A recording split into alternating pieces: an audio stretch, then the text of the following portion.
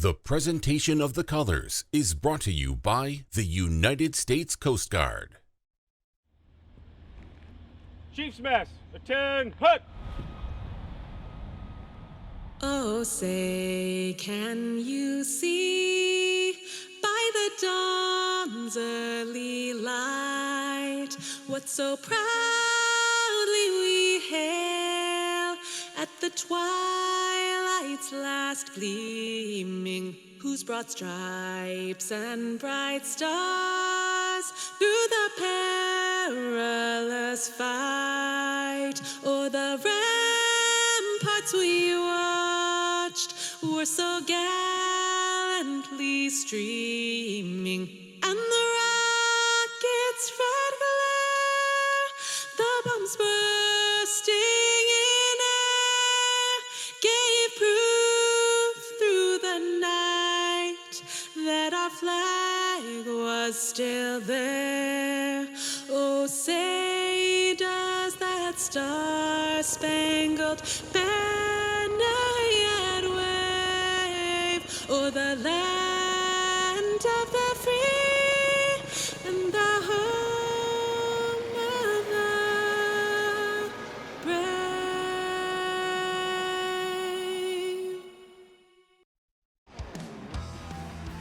The Williamson Lions are 5-1. They do it on defense, only giving up 5.3 points a game. But Gulf Shores on the other side, they score 35 a game. So it's a big 5A Region 1 matchup between a couple of 5-1 teams.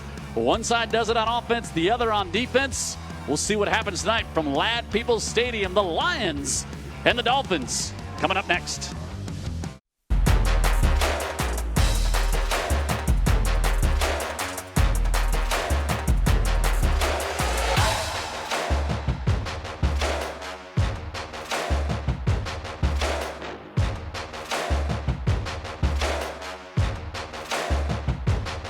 This is Dr. Pepper Friday Night Rivals, presented by Sonic.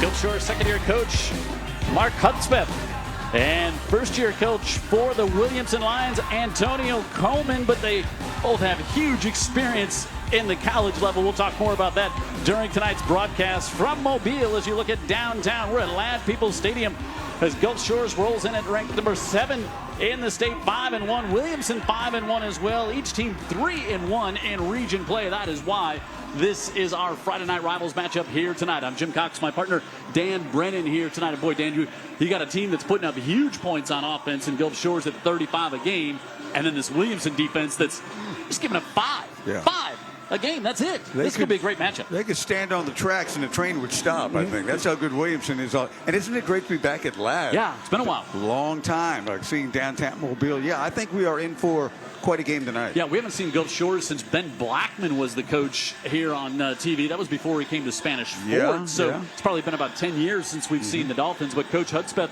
he's got them going in the right direction, 5-1. And really one of the most talented players in the state, if not the nation, is kind of the guy who they like to ride on both sides of the ball. Yeah, so we'll look at him on offense. His name is Ronnie Royal. He was the Max Preps Freshman of the Year back his freshman year, played upstate Alabama. This guy's dangerous. Slot, running back. Of course, on defense, he's a cornerback, but somehow trying to slow him down is something that Williamson's going to have to concentrate on defensively the entire evening long. Yeah, they're going to want to get his hands on the ball anywhere they can. Now, this Williamson defense, you would think the fact that they're putting up such big numbers, boy, they've got to be so senior-led. Yeah. Not the case. 7 underclassmen on this defense that's playing so great. And one of the linebackers was one of the ones that Antonio Coleman said, hey, Dan, this is the guy you got to watch tonight. No doubt. Now, I talked to another assistant coach today, and he said Yusef Clark is going to be a great player. He's a sophomore, and he said he is one of the most intelligent football players. He said, watch him play. And he said some of the other linebackers do a little more chatting. Clark is kind of like a technician and kind of an engineer out there. He understands the angles. Really good player. And again, when you think he's a good, sound, intelligent player and just a 10th grader, that says something. Yeah, this game is going to have a lot of playoff implications to see where seedings shake out in the region. We'll talk more about that throughout the broadcast tonight. Kickoff coming up, but first, this message from the City of Mobile and their Kindness Counts campaign.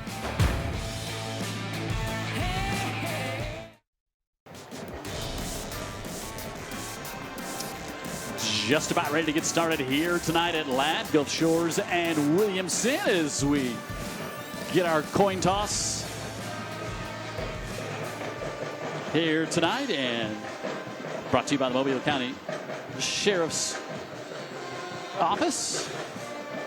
And looks like Gulf Shores has won the toss. They will defer, so Williamson will go on offense first.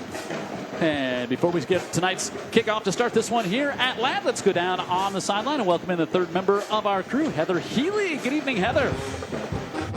Good evening, gentlemen. A great night here. Football weather finally for the last day of September. Let's talk about this Williams defense shutting out 3 of their last 5 opponents, only giving up 2 scores within those 5 games, by the way, which makes second-year head coach for the Dolphins, Mark Hudspeth, very concerned. So this week in practice, he focused on perimeter blocking, making sure that utility athlete Ronnie Royal gets those open lanes, makes sure that he has every room in the world to score.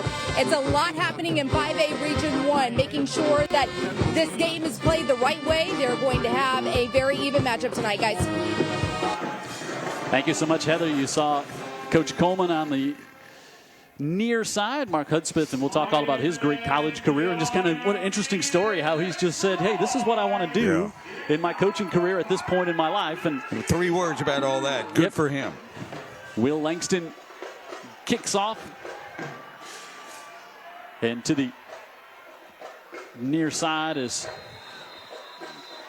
Jermaine McCree out to about the 24-yard line as Williamson's offense will come out here. Williamson 3-1 in the region. The only region loss, they lost to Viger by a score of 6-0. There's QB1 will be Jeremy Williams. That's not him. That's Gulf Shores Braden Jackson. We'll talk about that young man a lot as well as he plays on both sides of the ball for Gulf Shores. But Williamson with Williams at center. Fumble on the first handoff. There's trouble in the backfield as Ellis McGaskin. We talked to Williams. Big, strong kid, played defensive end and then switched over to quarterback this year. And 12 sacks last year. Yeah, he was our guest on the pregame show, and he can sling it down the field for sure. They're going to need to do that a little bit. 29 of 51, 29 rushes, 151 yards, so he'll run it as well. He's passed for over 700 yards to start this one. And a pair of lefty quarterbacks tonight wants to go over the middle of the field. That's just incomplete. He had a chance for Elijah Lucky, the sophomore, who's got 4 catches on the year. He had split the secondary back there. He had a step. Williams, the quarterback, will see Poe a lot at running back. Jackson will be there as well. Lucky, who just couldn't get his hands on that one. Donald, if they want to put it in the air, usually it's Owens they go to. He's got 38 catches on the year. Freeman, Lane is a 3-year starter. McGinney, McMillan round out the starters up front. Those safeties are certainly on high alert, Jim. Now 3rd and 10. Make it 3rd and 12 after that fumble on first down for the Lions. Williams with pressure coming, steps up. As we said, he can take off and run, but a good job by the Dolphins to stop him at the boundary and force him out there. Blaze Thomas, the sophomore, knocks him out of bounds. That's going to be a 3 and out, a quick one. This Gulf Shores defense, they're giving up 20 points a game. Duncan, Hankins, and Clark up front. Lowe, Cooper, Hammock, and Brewer are the linebackers. Jackson real active as a corner. Ronnie Royal, Dan talked about him, the other corner. Coach Philip Rivers from St. Michael called him a shutdown corner. Gardner, also another great athlete who will play on both sides of the ball. Gardner will start at running back. And Thomas back there, who just shoved Williams out of bounds. And Darian Pugh will punt from his own 10.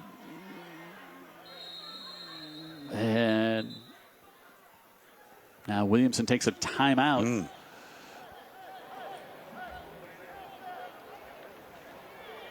So a timeout before the punt there on 3rd down as J.R. Gardner will stand back about his own, actually move up now inside the 50 to about the 45 of the Lions. And Gulf Shores with a chance here to have great field position to start Yeah, well, I think against Williamson you need great field position because they have shut down people all year. Heather talked about it in her opening hit there. You know, they've only given up more than 12 points all year, and that was only given up more than 6 all year. Actually, it was in the opening week when they gave up 20 in a game they won 21-20 against Mary G. Mary G's a 7A team. Since then, it's been 3 shutouts and 2 times they've held their opponents to 6 points, including Blunt last week in their win 12-6 over the Leopards. It's going to look probably very familiar, too, if you watch every week. Just think back a couple of weeks ago when we had Viger at UMS Wright. Yep. Viger really able to stifle the UMS Wright offense, although UMS eked it out 10-7 with a field goal near the end. So Poe from the 10.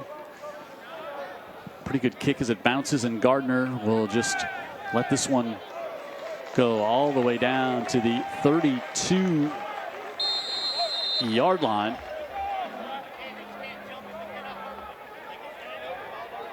Beautiful night for a football game.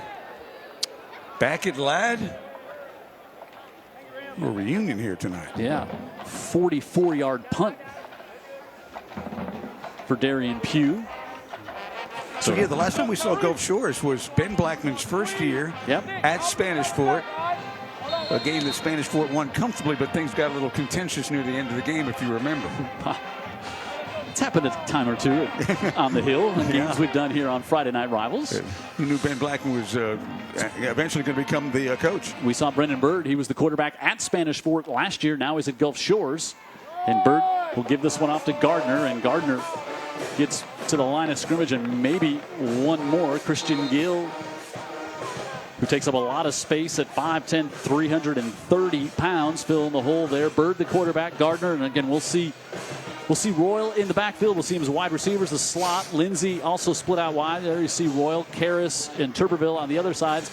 Jennings, Burkett, Smith, Kisner, and Shepker up front for the Dolphins. 5-1 on the year, ranked number 7 in 5A, and they get 1 there on first down. Cameron Cooper goes in motion. Give it off to Ronnie Royal this time, and Royal will turn the corner. And Royal is going to be out close to the first yard, about a yard short. And now a late flag comes in. You know, the Gulf Shores side was probably barking for that one as it happened over on their sideline. So Royal danced. He was the Max Prep Freshman of the Year after his freshman year up at Alexandria. He's #1 prospect in the state of Alabama this year as a junior. Sean Kelly. See if it was a face mask, Jim. I'm not sure if it was late or a face mask or a combination. It's a 15-yarder. So moves it all the way up to the 43. Let's take a look here. Yeah, there you go. Yeah, just kind of holding on. I think that was Keynote Petaway, sophomore there. So first down at the 43. On the keeper, Bird slides ahead. He's going to have a first down at the 32. We saw him do this at Spanish Fort. Probably doesn't have to do it as much here with the talent he's surrounded by on offense, but sold the fake well and had a big hole around the left side. No, he can do it, and there was a big hole. He sucked everybody to the middle to the running back there, and he can. Once he accelerated, he got decent speed. He's really a cagey kind of runner. USA held first down, and at the 33, Bird and the Dolphins. Bird looking to throw, steps up, wants to go up top, hangs it up there. He's got the touchdown. Braden Jackson, we said we'd see him come over on offense as well. He starts in the secondary, but Jackson has his 15th catch of the season and his 2nd touchdown. Yeah, you can see Bird knows where he's going with it from the snap. And Jackson, one step and the ball's very, very accurate, and there you go. And he had the size advantage over Willie Maddox, another sophomore back there. Will Langston for the PAT, but we get a whistle. Oh, I thought we had a whistle. No, it's good. No whistle. My mistake. It is good. So Gulf Shores quickly with this one, 31-yard touchdown strike. Bird to Jackson. And Gulf Shores is on the board first here tonight at Ladd.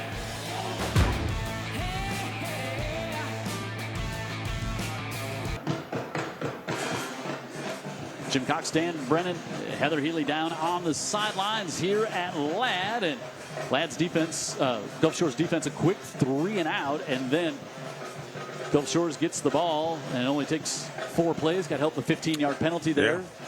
Yeah. And officially called a 32-yard touchdown pass from Bird to Jackson. And you know, also Williamson, their defense been so great, hadn't trailed many times this year. No, they really don't have an offense that would be comfortable in trailing. A lot like Viger. You know, I forgot how good Bird is. Yeah. I don't know how, because that's what he looked like as a sophomore and a junior. This is his senior year now, and he's doing it at Gulf Shores. But smooth, comfortable, confident kid. Yeah. You said pre-snap he saw what he wanted on that one and delivered it to Braden Jackson, the junior wide receiver. And it was a great throw. Yep. And pretty good coverage by Maddox back not there. bad, not bad. Wasn't like he just raced right by him. No. Langston sends this one back inside the 5, and this time it's Owens who gets out to the 26-yard line. As I said, if they do put it in the air, that's who they would love to get him in. He's probably their biggest playmaker offensively. 3 touchdowns on the year, just under 400 yards receiving. Now let's watch this line of scrimmage, Jim, because it was no match in the first drive. There was pressure on the quarterback. They were stuffing the run. Yeah, they fumbled the first snap, so they got behind the sticks. They really didn't give themselves much of a chance to get going. But then almost completed a 70-yarder after that. Yeah, it was Jeremy Williams. Again, good size at quarterback for the Lions. This time a late flag comes in as Williamson gained about 5 with Pugh there. You wonder if it's going to be a hold maybe. That was a nice pickup. Got 4 on first down. Let's see what Sean Kelly has. I think he's going to go against Gulf Shores. Wow. 15-yard. I wonder if we got another face mask in on that tackle there. Yeah, there was good movement on the offensive line. I didn't see a hold, so I was curious about the flag. So it was something we didn't see, which evidently a personal foul. Yeah, up to the 45. So each team guilty of a 15-yarder. Yeah, one's already cashed in. Pugh will stay, will stay in the backfield. He'll take the handoff and tries to get around the left side and try to penetrate through. And not much doing there. Is in on the hustle, able to make the stop. Low in there. I think Carter Bird may have come in there as well, but it was Low. Low was taking out the garbage right there, man. That is a big guy. He used to play at St. Paul's. Yep. Just a junior. Made the stop there. No gain as Poe tried to cut it back to the inside.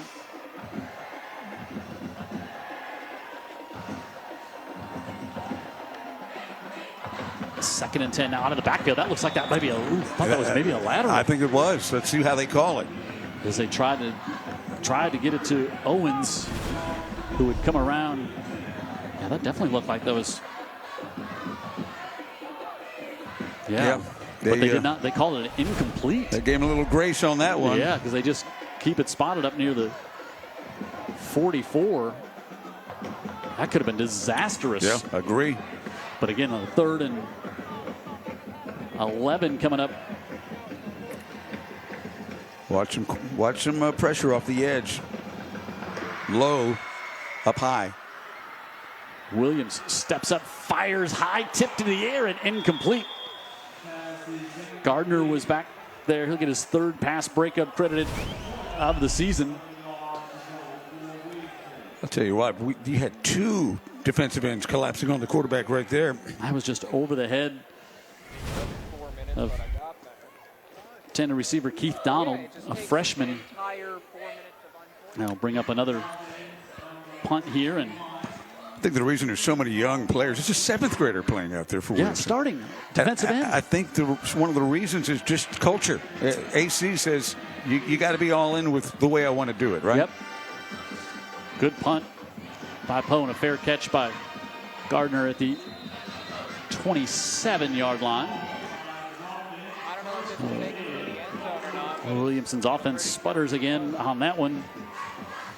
Not a typical stand defensively for Williamson. So let's see if Gulf Shores has got some sort of magic, or that was more of an anomaly.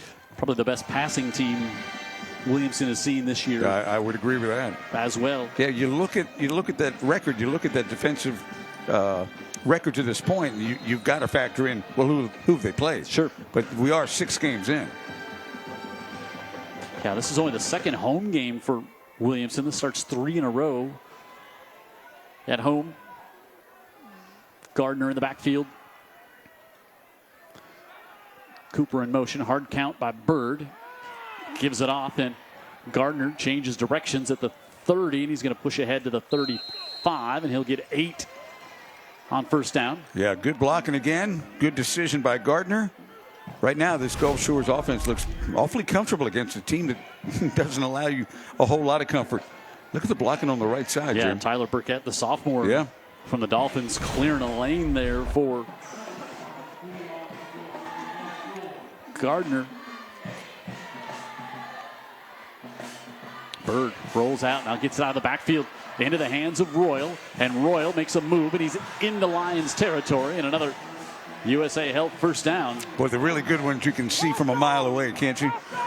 Royal just so smooth, so great acceleration. I mean, this will give us a good look, Jim. Yeah, offers from Arkansas, Florida State, South Alabama, Mississippi State, South Carolina, UAB, on and on and on. And again, just a junior.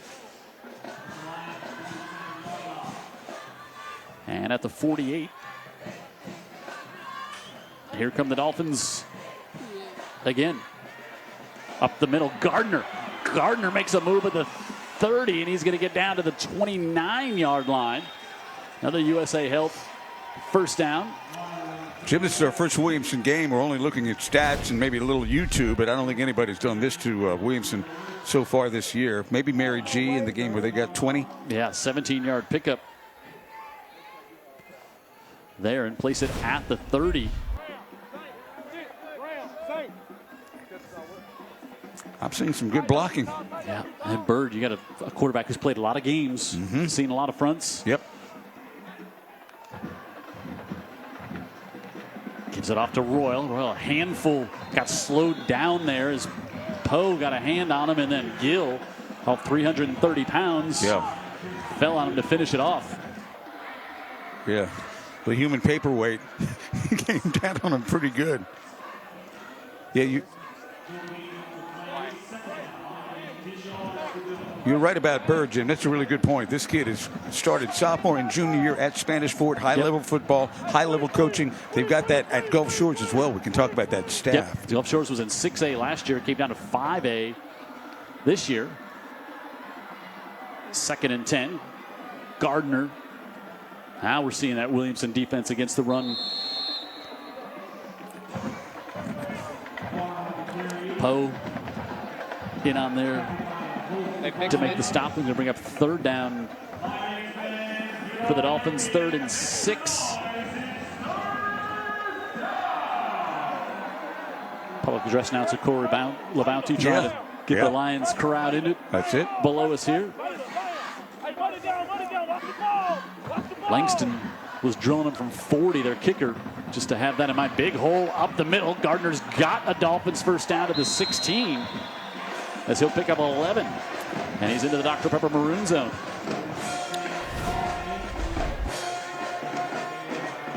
I mean, this is easy pickings right here. Look at that, the Wallace Tunnel.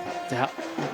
And then you had the missed tackle just past the line of scrimmage, and that allows J.R. Gardner to come up with the first down. Ronnie Royal up in the slot. Well, you've seen a quarterback with some weapons around him, kid that knows how to play the position. knows how to give it off to Royal, and Royal this time going to be bottled up. Going to lose a yard. That'll be one of the rare times this year that probably happens to that young man. So elusive, so smooth. Yeah, I'm not. You see those gloves there? I'm not trying to give away anything recruiting, but he's wearing Alabama gloves. Yeah.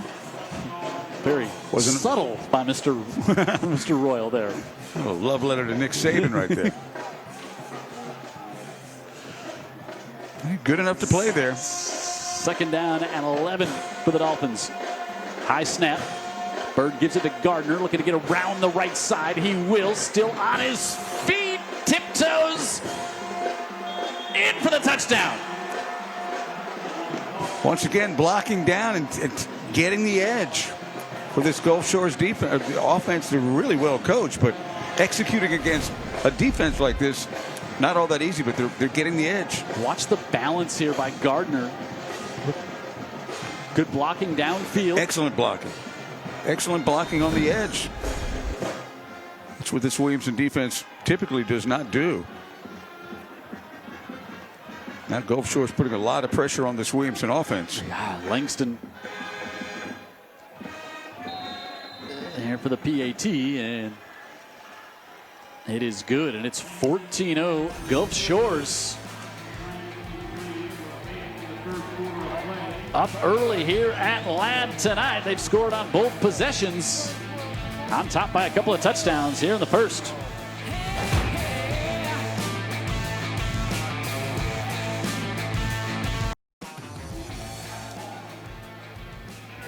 There you see the score. Gulf Shores with touchdowns on both possessions. So you got a really young Williamson team facing some adversity here tonight, and we'll see how the young Lions respond to what's been all Gulf Shores so far. I think you look at the blocking schemes up front, Jim, and Williamson's not responding well to it. This is a defense that has been so good, but again, you got to look back and say, well, how many prolific offenses have they played? This team was in a shootout with UMS Wright. Yep. Completely different game than we saw when UMS Wright played Viger. So we were kind of banking on that. Maybe a 10-7 game here tonight, but Gulf Shores has showed an offensive capability I don't think AC right there, Antonio Coleman, or the Lions have seen this year. Langston to kick off. Owens is back deep. Owens goes all the way back inside the 1. At the 15, 20, up to about the 24-yard line. And let's go back down on the sidelines. Heather Healy. Yeah, guys, talk about a small world in the coaching world. Second-year head coach Mark Hudspeth for Gulf Shores. He has been in the college ranks for many years, coaching at Louisiana Lafayette, Austin Peay, North Alabama, Troy, just to name a few. But with head coach for Williamson, Antonio Coleman, for Gulf Shores, the defensive coordinator Paul Rhodes used to coach Antonio when he was at Auburn from 05 to 010. How about that? Pregame show, and of course he was also the head coach at Iowa State, and Antonio Coleman talked about that in our pregame show. Of course, Coleman played here at Williamson. One of the, just some legends have come through the Williamson program that went and played at college level and in the NFL as well. And boy, I hope he's the Williamson coach for a long time. Yeah, I hope they can keep him. I hope they can keep him. Yeah, he's really taking administratively, just kind of cleaned a lot of things up. Organizationally, he's really streamlined things. The kids know exactly where they need to be. They know when they need to be there. He's got facilities is the next big challenge. Yep. You hear the coaches talking about you got to get off the block. 2nd and 8. Give on the near side, and only a couple before Isaiah Hammock. Yeah, saw him before the game. Good-looking athlete. Yeah, he 40 tackles on the year and 2 sacks, a couple of tackles for a loss, and comes up with a stop there. And third and 8, we're just this is not how this Williamson offense is built to be in third and long. No, and behind the chains constantly. This defense can pin their ears back now. Come at the quarterback. 5 interceptions on the year for this Dolphins secondary. Want to set up a little screen, and with the pressure, Williams has to get rid of it, and Williams kept rolling out. Left-handed quarterback, so he's going that way. Doesn't mind drifting off that way, but just couldn't get away from the pressure from Otto Brewer, the senior. And another punt coming up here for the Lions.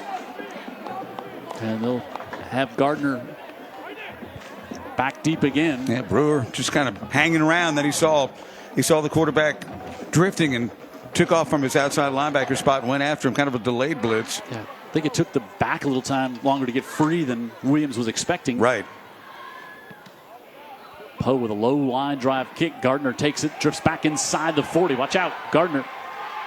Now up to the 45. Good job by the Williamson special teams to stop him at the 46. So we'll take another timeout here. 2 minutes to go in the first.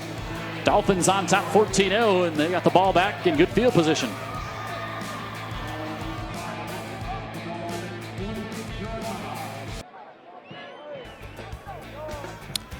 We have teamed up with Dr. Pepper and Coca-Cola Bottling Company, United, to bring you the ultimate high school football experience.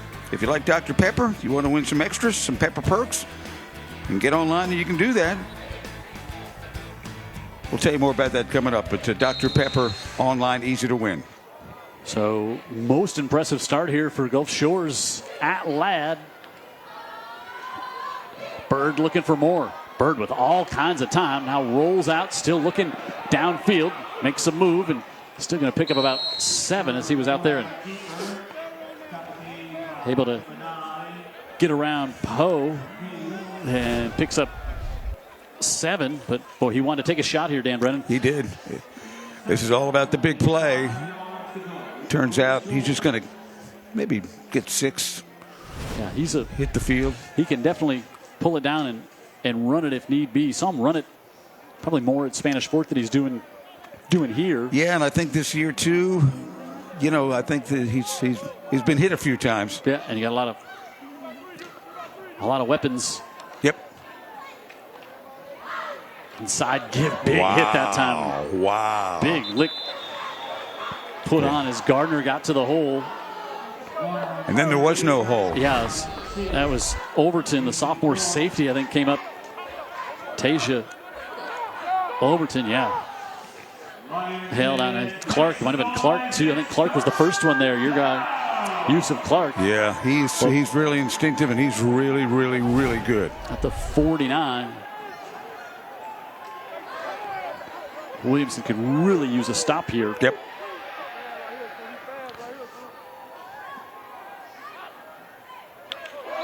Bird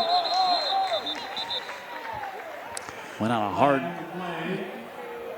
hard count, ran the play clock. Hey, is that going to be down, and so this one going to go against Gulf Shores. Sean Kelly going to back him up. Snap. Illegal procedure on the offense. It's a 5-yard penalty. It's 3rd down. I don't know if you saw, Royal was in motion and the defense was shifting that way. He does tend to draw some attention. He draws attention for sure. Number 2, keep an eye on him. Watch when he's in motion and watch how the defense reacts. 3rd and 10. Out here for Bird and the Dolphins. Bird steps up, pressure coming, and he's going to get dropped. Bird stepped up in the pocket but could not get away from the pressure coming in. Tremequis Petway, the sophomore, comes up with his 6th sack of the season. He had a pocket. He had a pocket at first. And that'll bring the quarter to a close. 31-yard touchdown strike to Jackson. And then Gardner with a scamper up the right side has Gulf Shores on top 14-0 through 1 here at Ladd.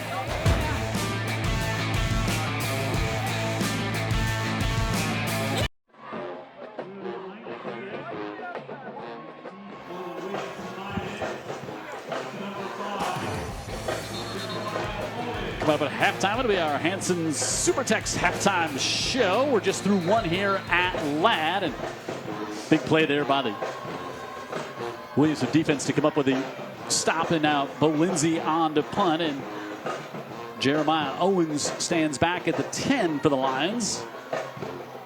High snap. Lindsey, good job to pull it down. High floating punt. Down at the 18-yard line is Nick Karras, the first one down there for the Dolphins. And now, well, you know, when it was 3rd and 5 out near midfield, you're kind of thinking, Hudspeth's probably thinking, boy, if we get a couple here. Yeah, we get 2, 4th and 3. I like our chances. Our defense is playing. We'll see if we can go for it. Instead, they get the penalty and then get the big play by the Williamson defense. And now Jeremy Williams. You know, you just get the impression it's going to be really tough for Williamson to go 80 yards on this team. They probably need a shorter field. They need a big play for a confidence boost. Let's see what they can do here. Aaron Jackson checks into the backfield.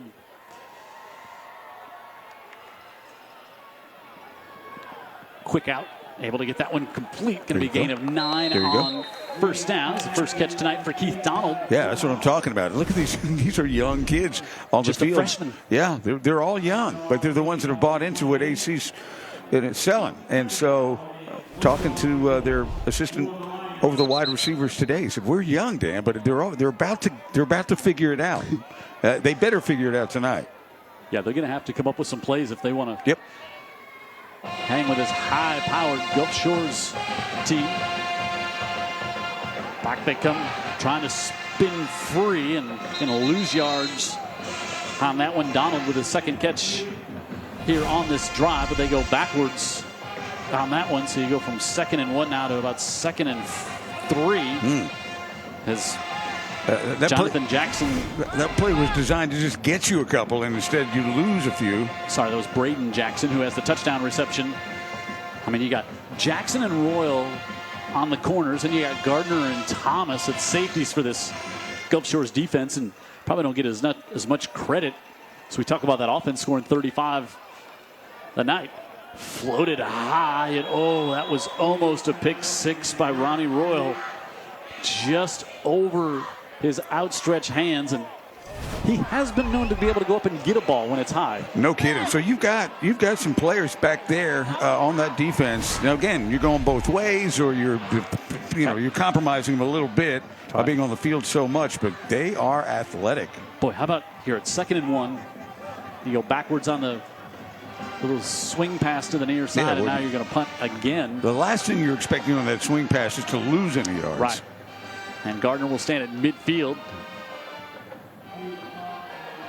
Poe gets off a short punt. Gardner had called for a fair catch, just got away from it. Now Gulf Shores going to have it at the 46 of Williamson.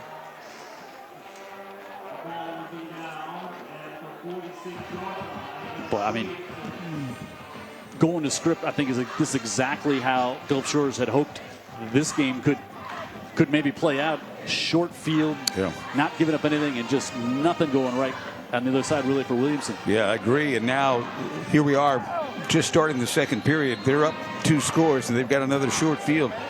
And I think the way we describe it is you've got a very capable to very good quarterback with weapons around him. No doubt. A college coaching staff, basically. Yep. So they're well prepared. Yep. Kenny Edenfield's the offensive coordinator. He was an assistant coach at South Alabama. He's the OC for Coach Hudspeth's Dolphins squad. Now they pitch it off to Royal. Royal hit and stopped for a couple. Good job there by the not an ingenious call there. You're getting the ball to Ronnie Royal. Just a tall sweep. I don't know if they call it that now. I don't even know if that's exactly what it was, but quick pitch to Royal, and he's going to figure something out. Coach Hudspeth was 7 years with the Raging Cajuns at University of Louisiana Lafayette. Then he went to Austin Peay, won the first Ohio Valley Conference Championship in 40 years for them. Was the coach of the year. Gardner. I'll pick up a few more before he's wrapped up at the end of the play by Overton. But you talk to him in the he really like college. College is such a grind. Such a grind. And you're on the road. If you're not coaching, you're on the road. You're recruiting.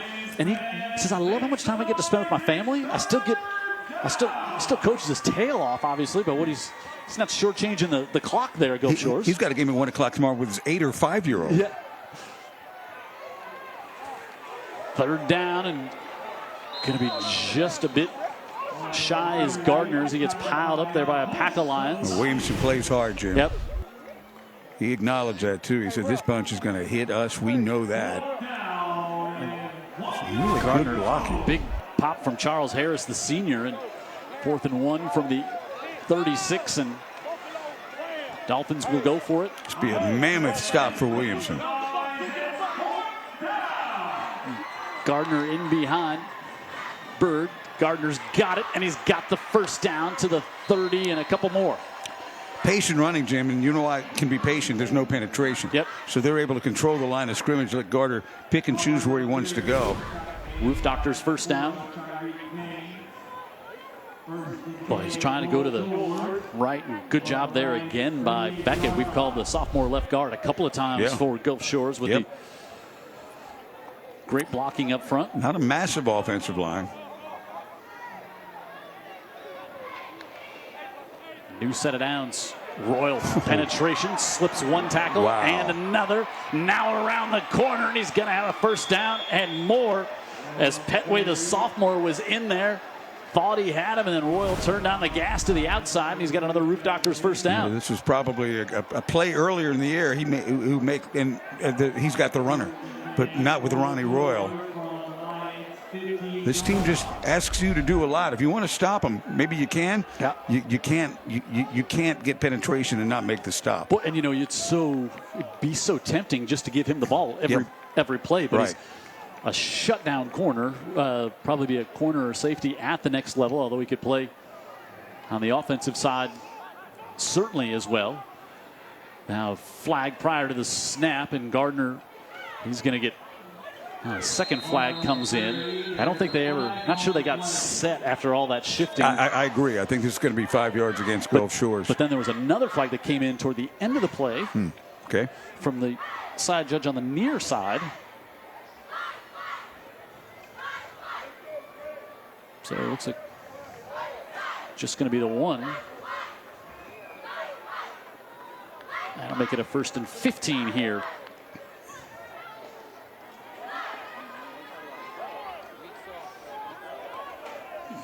Williamson will take the help, Jim. Yeah. Gulf Shores was playing Murphy a few weeks ago. I think Gardner got a little banged up and had to come out, and then it was like, oh great, the starting running back's out. Oh great, now they're just going to put Ronnie Royal back at tailback. Yeah, I think that was a couple of weeks ago right here. Yeah, yep, against Murphy. Now 1st and 15. Bird on the keeper, now decides to fling it out to the near side. He's able to get it off incomplete. Hammock, the linebacker they bring over, moving a little H-back, little floating tight end there, and he paid the price on that one. He's good. He's a good athlete, Jim. And how about this? This is more Nick Marshall back in the day, right? You know he's running. No, he's not. Hammock is out there for a reason. And Overton made the stop. They get 7, so it'll be 2nd and 8 in the Dr. Pepper maroon zone. And Bird goes with a hard count. He'll pick up 5 cheap ones here. Boy, you see the experience of Brendan Bird. Yeah, I mean, we liked him when he was a sophomore. Yeah, he wasn't much different. At Spanish Fort, remember Coach Blackman, when we said, tell us about your quarterback. He's like, oh, yeah, he's a dude. Yeah, He's going to be a good one. And delightful young man we got a chance to meet last year. And be a 2nd and 3. Royal on the left side, pressure from the backside. Royal breaks a tackle inside the 10, drops his shoulder, and it's going to be 1st and goal coming up here for the Dolphins. Ronnie Royal on display. Got away from Petway, and then stiff arm there on Clark. Clark gets off a block and still is not able to make the play. Those Alabama gloves for more than just holding onto the ball, apparently. Huh? Yeah. Pack a punch. 1st and goal.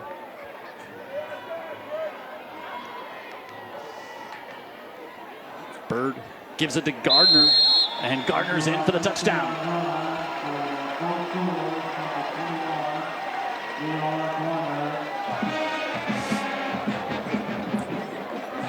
Impressive first half so far for Gulf Shores. Just one punt. They've scored on 3 of their 4 possessions. You know, this is, my eyes are wide open watching this team tonight, Jim. Yep. They're so well coached, confident in what they do. They've got the good plan with all that coaching experience on the sideline, and they've got the skill and the talent on the outside and in the backfield. Langston perfect on the night. And Gulf Shores dang near perfect as well. 21-0, Gulf Shores on top. Royal. Speed and strength. Got him down there for Gardner's 2nd touchdown of the night. The Dolphins on top big here in the first half. J.R. Gardner 2 touchdowns here tonight. And Gulf Shores on top 21. Oh, and boy, this offense is fun to watch. They are fun to watch. They've got a plan. They've got players. They've got a really good coaching staff that can change on the fly, and they're blocking up front too. They really are. Really mitigating Yusuf Clark and a lot of that defense from Williamson that has been so lights out this entire year. Tonight, they're getting it taken right to them, and you got to give credit to this offensive line. Now, a penalty against Williamson at the end of that play, and now Gulf Shores will kick off from the Lions 45. This could be trouble. After the penalty, kicking off for Gulf Shores, number 27, Will Langston. Why would you not onside this kick? Yeah, with the defense you've got, and the struggles on offense for Williamson. Instead, they just pooch it down the middle of the field, and Williamson does a good job to let it go into the end zone. Yeah, probably nothing good was going to come from fielding that punt. You're inside the 5. It's skidding along like a squirrel in the woods. Let it go, and let's set it up at the 20, and let's block somebody and get some yards. Yeah. 1st and 2nd down. Lions neat. Y'all need to know this Williamson team is young, really, really young. Yeah, 7 underclassmen start on the defensive side of the football. And 5 on the offensive side. They get it to Owens, and he's the playmaker on offense. And here's a big one for the Lions. Owens across the 50. Owens inside the 10, and he'll take it 80 yards. How about that? One good block on the outside, and it was kind of a struggle too. It looked like Gulf Shores was going to get off the block. This kid's electric. 4th touchdown of the year from Jeremiah Owens. But boy, he covered a lot of real estate as well. Takes it to the near sideline and ends up in the far corner of the end zone. Yeah, the cut right there, boom, and he's got him beat now. Yeah, got around Thomas, the sophomore there, and now the Lions will go for 2.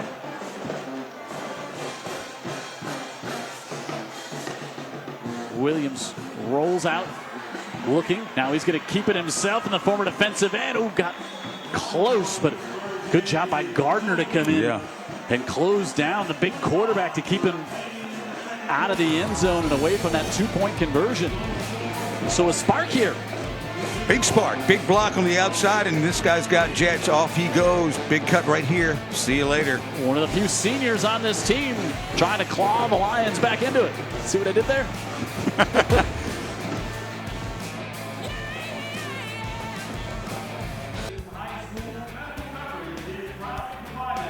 So hey, it's the Wendy's Giant of the week. You can just scan your TV there. It's going to first pull up a picture of Dan Brennan. Is that what it does? So I think so. Yeah. It'll be a chance to Log If on. you're a junior or senior, you get a chance to vote for your the Giant of the Week. Tell more, Dan. Yeah. If you're a junior or senior who plays football, any high school in our viewing area, log on to UTV44.com, click on the contest tab to be entered for a Wendy's Giant of the Week prize pack. It's really good. Rules and regulations do apply.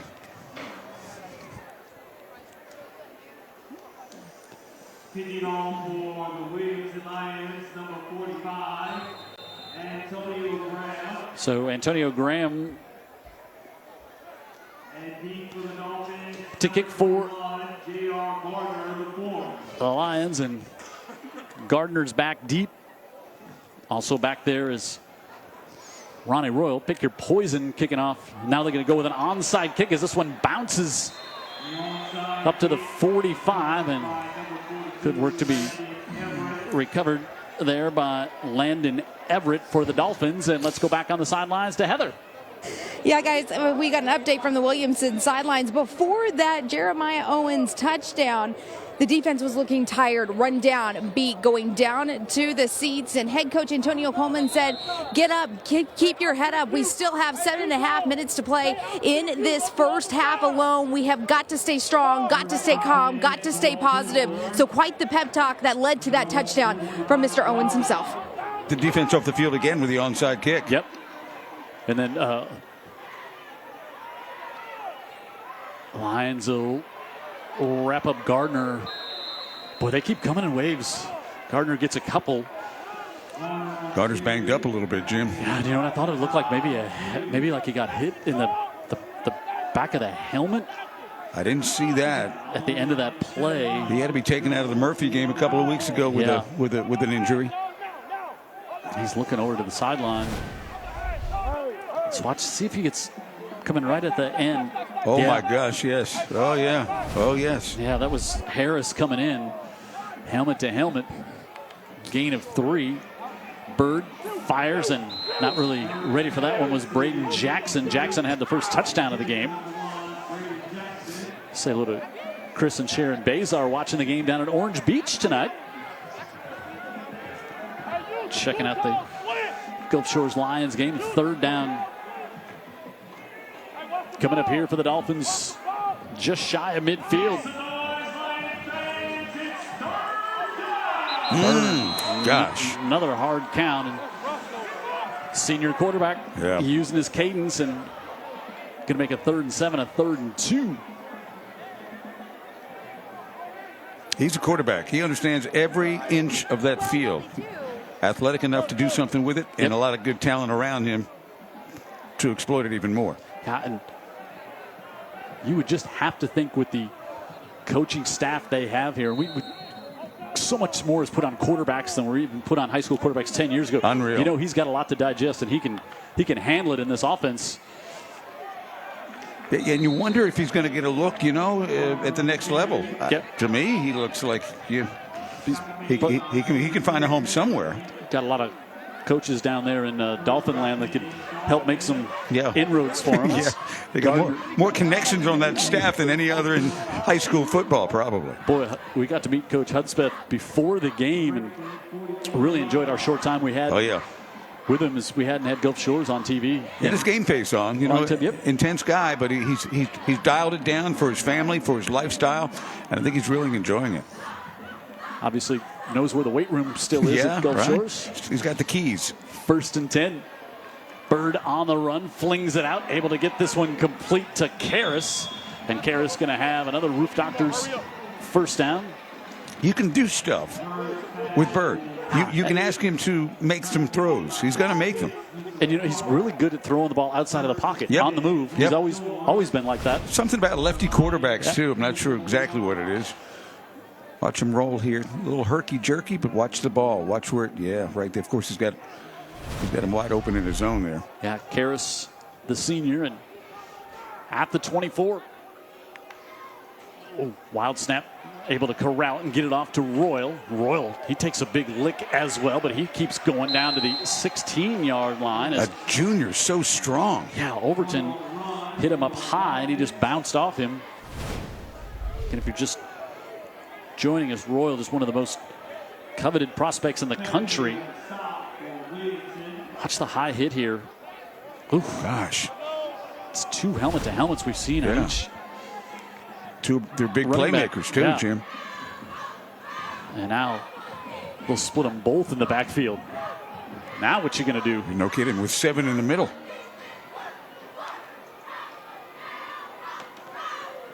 Gives it blocking. Overton, and Overton's inside the 10. It's going to be 1st and goal.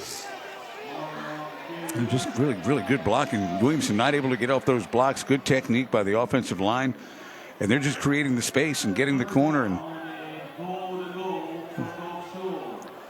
1st and goal here in the Dr. Pepper maroon zone. And Dolphins inside 5 minutes to go here in the second. Already up by 2 scores, looking to make it 3 again. Bird on the keeper. He's in for the touchdown. This is what I'm talking about, the way this kid finesses you inside the 20-yard line. You forget about the quarterback. Guess what? Don't forget about the quarterback. Yep. Really cuts on a dime. Reads the play. Reads the play. These plays are designed for him because he's just so good at understanding what's best on any given play. Bang. Look at the move. Look at the cut. Once that end crashed down. Yeah. He knew what he was going to do. Yep. And Bird will come on to hold here for Langston. And Langston perfect on the night. And the Dolphins back on top by 3 touchdowns. Now 28-6. Coach Hudspeth got to be happy with his group here tonight at Ladd.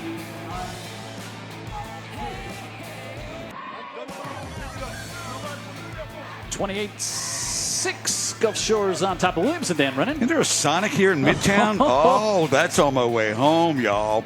The Sonic Grilled Cheese Double Burger. What do you get when you combine 2 craveable classics made with 3 slices of melty American cheese, layered between 2 100% pure seasoned beef patties? That's 7 things already. Held together by thick Texas toast. What? Try one half price when you order in the Sonic app for a limited time only. Only at Sonic. I think I'll get him whatever he wants. He'll reward himself with a hard day at the gym with a Sonic. 7 plays, 55 yards. Bird with a touchdown run. That guy wants me to pick up a Sonic from Atmore. I'll do it. I don't have a problem with him. And Langston will bang this one into the end zone. And you heard Heather's last report there with Antonio Coleman, the coach over on the Williamson side, trying to keep his team fired up a little bit here. Now their offense will need another big play to give their defense a chance to make a stop, but they've only had one real play on offense all night. Had a chance on the first drive. Yep, same thing. They had a chance to pass over the middle. It could have been 70, 80 yards through the hands, but a really exceptional play by Owens for their 1 touchdown. Williams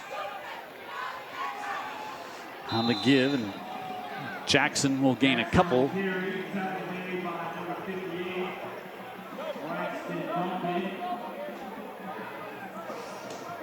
Williamson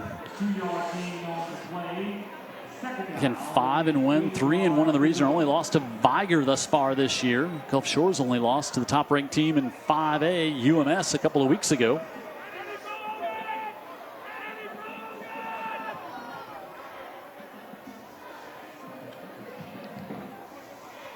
Williams drops back, steps up, got hit right as he let that one go. And he wanted to get Keith Donald. And now there's a flag back at the line of scrimmage. And Donald thought he had a step up at the top of the screen, but big hit put on Williams. He let that one go. I think they'll pick that flag up. Watch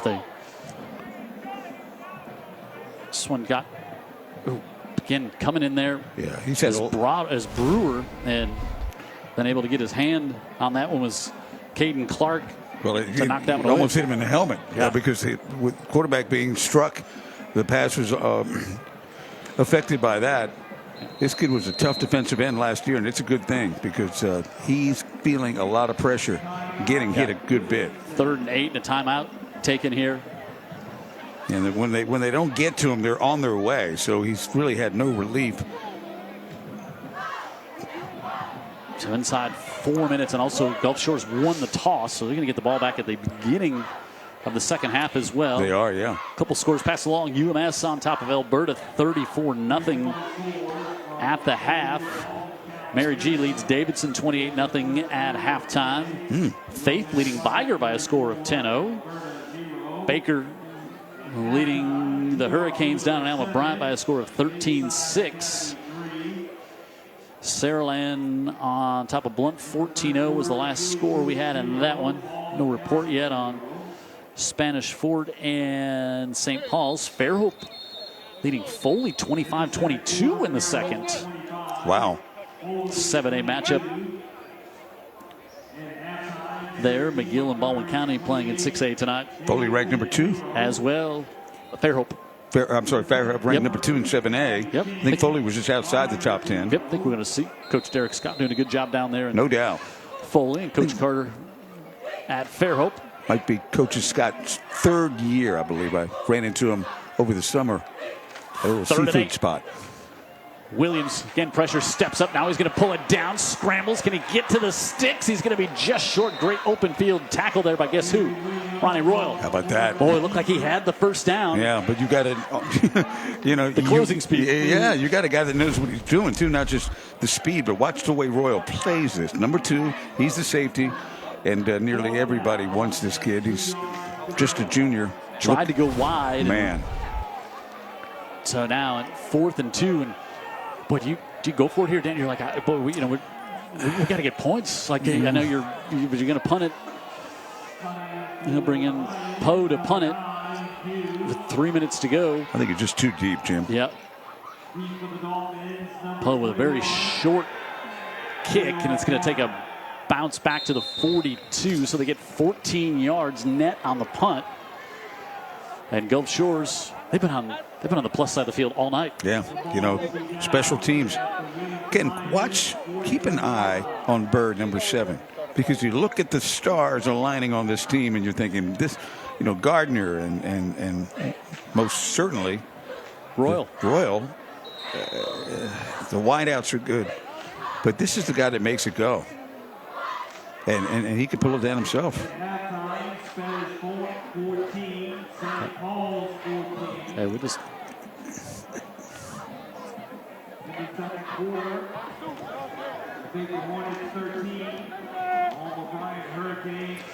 From the 42, Bird steps up, wants to go deep. He's got Royal in the middle of the field, and it was overthrown by 2 yards. Wow.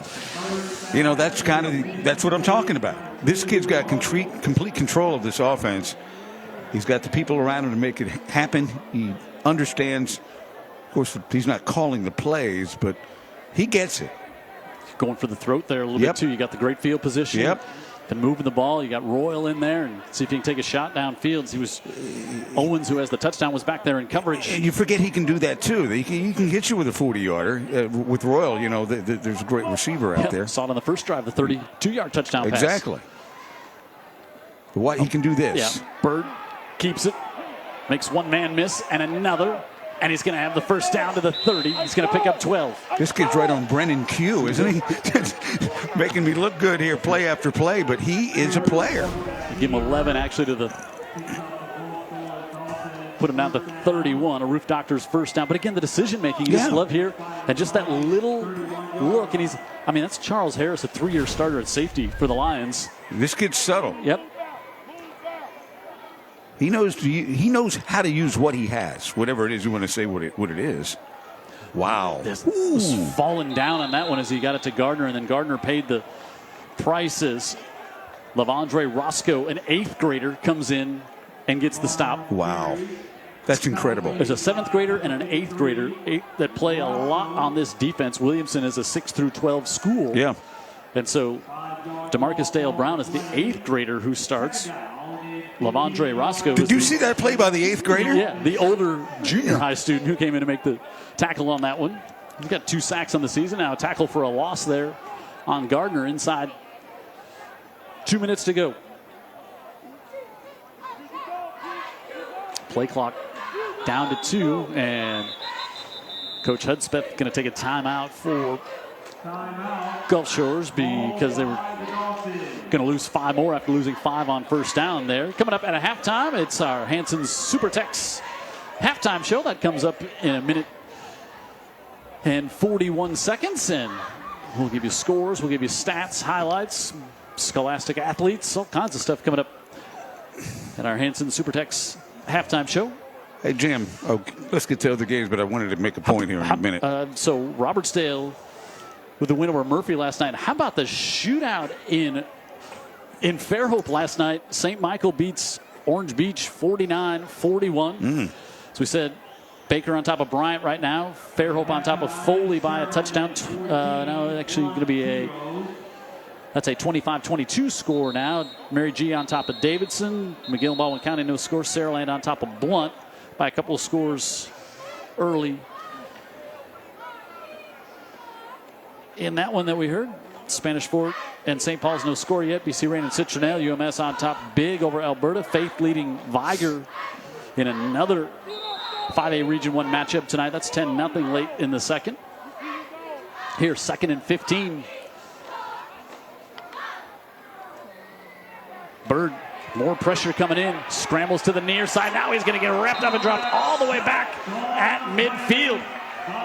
Tyreek Gaines, the senior, with his 2nd sack of the season for the Lions, a loss of 14. Big play by the linebacker he's coming after the quarterback. He says, I do not care. You're not going to be able to get it out to one of the weapons. You're going to go down. Good pursuit, got some help, hemmed him in, and down he went. Yeah, great job on the hustle there. 3rd and about 21. Out of the backfield, they run a little screen, get it off to Gardner, and Gardner going to get back almost to the original line of scrimmage. Got about 10. So it'll bring up 4th down here inside a minute to go. Now, we were watching Will Langston, the kicker for Gulf Shores, nail 40-yard field goals easily into a north wind in pregame. Right, he'd have the wind on his side here. Yeah. It feels like it's died down a little bit, Jim. I don't know that the wind is as much as the factor as it was pregame. But they're going to, so that'd be up near 50 yards, and I think they'll probably just let the play clock run all the way down, take another timeout. As it'll be 4th and 12 coming up. And that's indeed what they do with 15 seconds left. So now Gulf Shores will have one more timeout so they can, if they can convert here. Clock would stop, you call timeout, then maybe you kick the field goal or you take one shot in the end zone. Yep. You know, Gulf Shores now this really good-looking football team, right? And then you got the pride of a contending football team in your. So you're already Gulf Shores. You're kind of piling it on a little bit. So you're at the beach. Yeah, I mean, you got us beat. I get it. You know, I live at the interstate. No big deal. So we've got looks like we got one of the Dolphins is down with maybe a cramp. Hey, our games are streamed live on Facebook each and every week, and our Friday night Facebook live stream is brought to you by AOC, where we do our pregame show every week as well. Had Dr. Roca on with us this week. I always love catching up with Doc Roca. He's passionate, you know. He really is. They do a great job with sports injuries, too. Yep. They got a sports medicine team over there. We talk about a lot on FM Talk 1065.com and 1065 on the radio on the air, and they are renowned at what they do.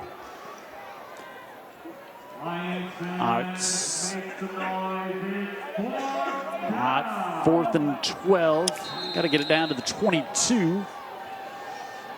Royal in the slot to the bottom of the screen. Gardner in the backfield for Bird. Bird fakes the handoff. Steps up, pressure coming again, middle of the field. Now looks to the near side. He gets it complete. He's got the first down at the 19. And that'll stop the clock as Thomas, the sophomore, comes up with it. So they convert now with 7 seconds left. So do you send out the field goal unit here with 7 seconds left? Boy, Bird scanned the field. Good coverage downfield. And Thomas able to get it to the 19. So it'd be about a 34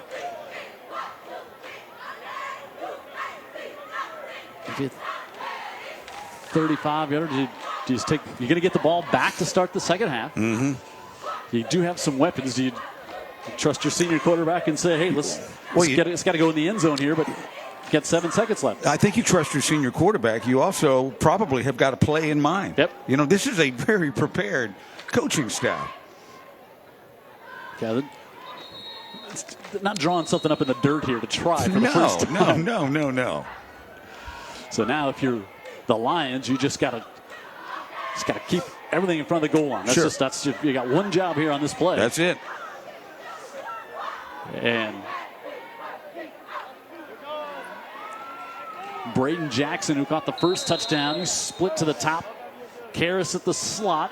Ronnie Royal to the bottom. Double safeties. Bird fires it out and tried to go to Karras there, and that'll end the first half. I think Gulf Shores is saying, hey, there should be a second or two left on the clock. Not clear to me exactly what they were dialing up there. Yeah, I think it looked like they wanted to get Coach Hudspeth saying 3 seconds.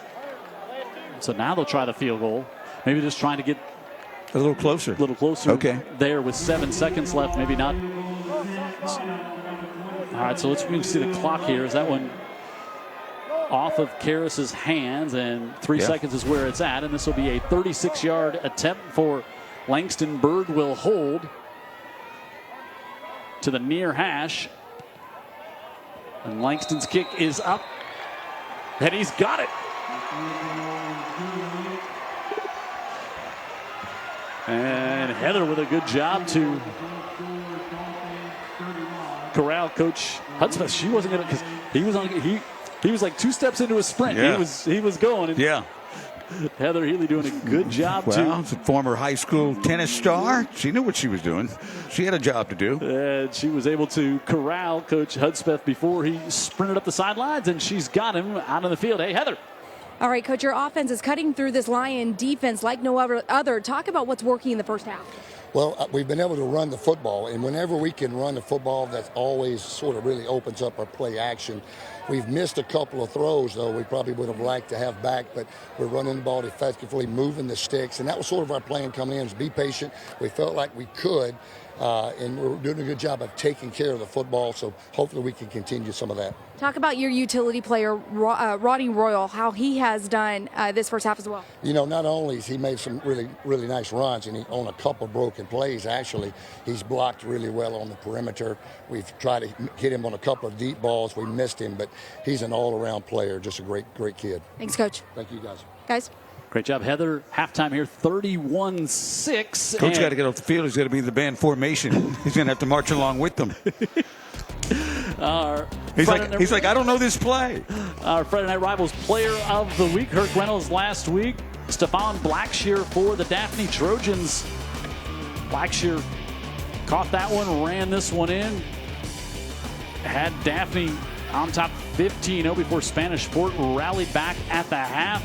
After the half to win that game, but Blackshear had a big night for the Trojans, and I think we'll see that young man next week as well. As we're going to have the Daphne Fairhope game here on Friday Night Rivals. At the end of tonight's game, we'll give you 3 players to choose from.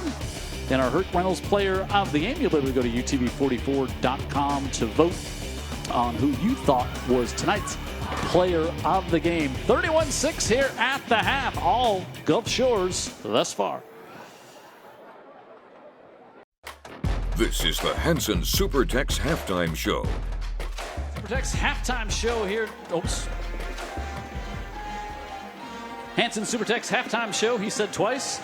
Live here at Ladd. Jim Cox, Dan Brennan, Heather Healy on the sidelines. Christian Henkel, our statistician, up in the booth. Vincent Early, our director here tonight. And our great Friday Night Rivals crew as Gulf Shores band down on the field here at the half. But what an impressive first half by the Dolphins. Dan Brennan, we said, you know, their only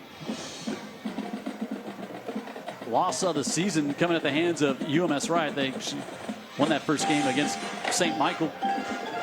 You know, that UMS game back and forth, 35-28. They lost on Old Shell Road. That's the only loss, and now they get Williamson, then they got Alberta, then they get the open week, and they got a big matchup with Viger and BC Rain to close things out on the road here. But impressive, really impressive so far on all facets for this Dolphin squad. I'd have a guess.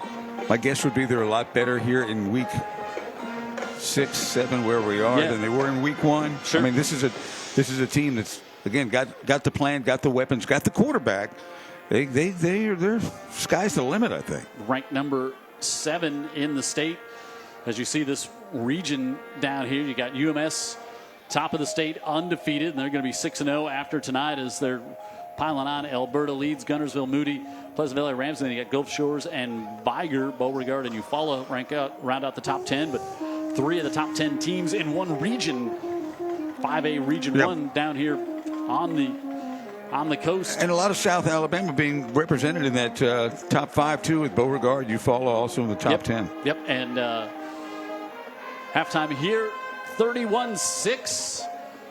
Big night for Gulf Shores so far, and we are back to Ladd right after this. Here's a message from our sponsor, Dr. Pepper.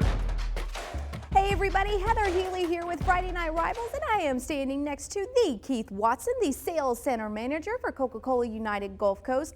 You've been here on the Gulf Coast for quite a while. Are there any athletes that come into mind that you remember watching play? Well, first of all, there's been some great athletes come through this part of the country. We are very well known. It's a hotbed for recruiting. But one that sticks out in my mind is Julio Jones. Foley guy, young man, seen him grow up, go to Alabama, and you've seen him go to the NFL, and now he's playing with the great Tom Brady this year at Tampa Bay. So he's one that really stood out in my mind. Do you think a Super Bowl is in their future? Well, I can tell you this, I wouldn't bet against Tom Brady. Or then you add Julio from Foley, Alabama. Yeah. Chances pretty good, I think. About to say, it's a great combination. Keith, we greatly appreciate you taking out the time and being a huge part of this year's Friday Night Rivals. Thank you.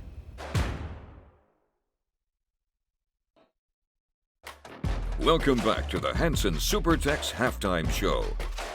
Halftime SuperTex halftime show here at Ladd. Jim Cox, Dan Brennan up in the booth where Gulf Shores, they've scored more points in the first half than everybody else total scored on Williamson in the first 6 weeks. Yeah, you're right. In a half. And they were down there trying to score again with a field goal near the end. So they've had some short fields. Yep. They've been like, that's been a lot to it, too, that field position for sure. There you see what Williamson has done coming into tonight's game. That first win in overtime, week 1 against Mary G. That's a 7A team, the only team that had scored more than 6 points against them all year. They shut out LaFleur and Alberta. Both teams not doing well. Lost to Viger by a score of 6-0, but still only gave up 6 to Viger. BC Rain, they beat Blunt last week, and now see what they have now they got the gauntlet of their schedule the rest of the way here. Yeah, I agree. 3 home games before they close things out against Williamson.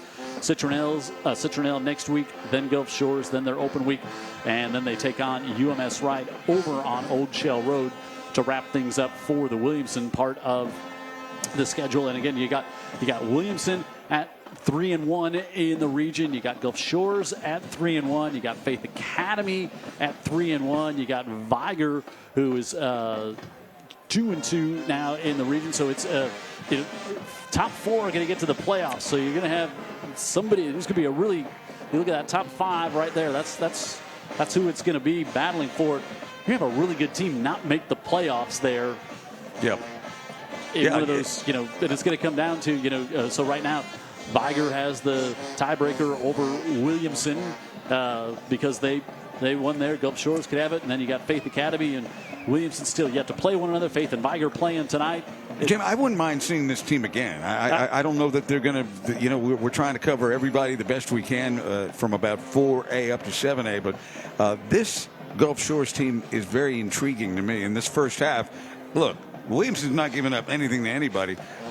If they run script here in the second half, they're going to end up with 62. I don't think that's going to happen, but you see what I'm saying. Yeah, they're so impressive, and one of those teams peaking, start to see really peak. They've been running the ball. Like Coach said at the head of that, run the ball well. Yep. Halftime show brought to you by Hanson SuperTex continues on from Ladd right after this.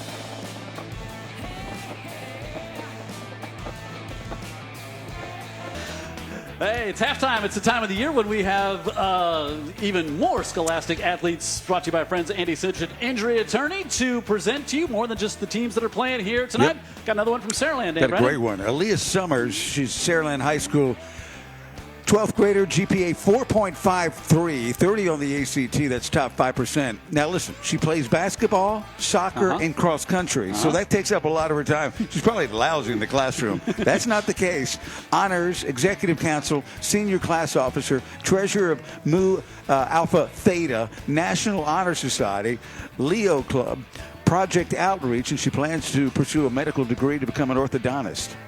Make sure your smile is just right for the Saraland Christmas Parade. That's it. Coming up in December.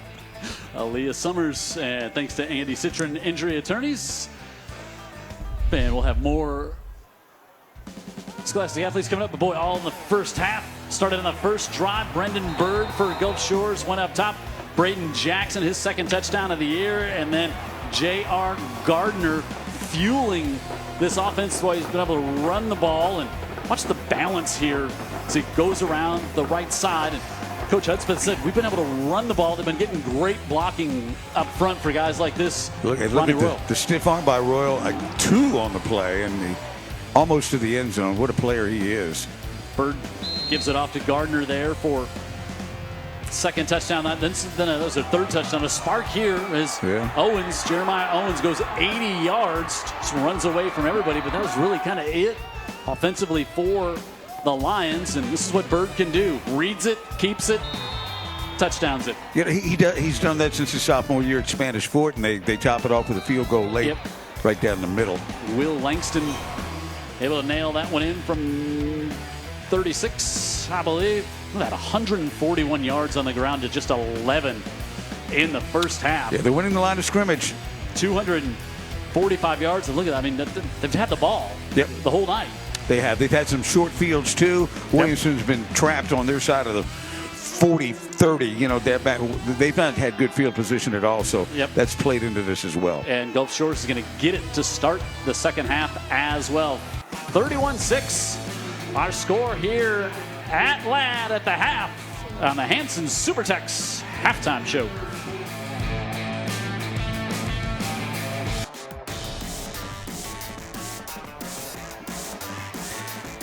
There you see the halftime score, 31-6. Gulf Shores, impressive first half. Let's go back down the sidelines. Heather.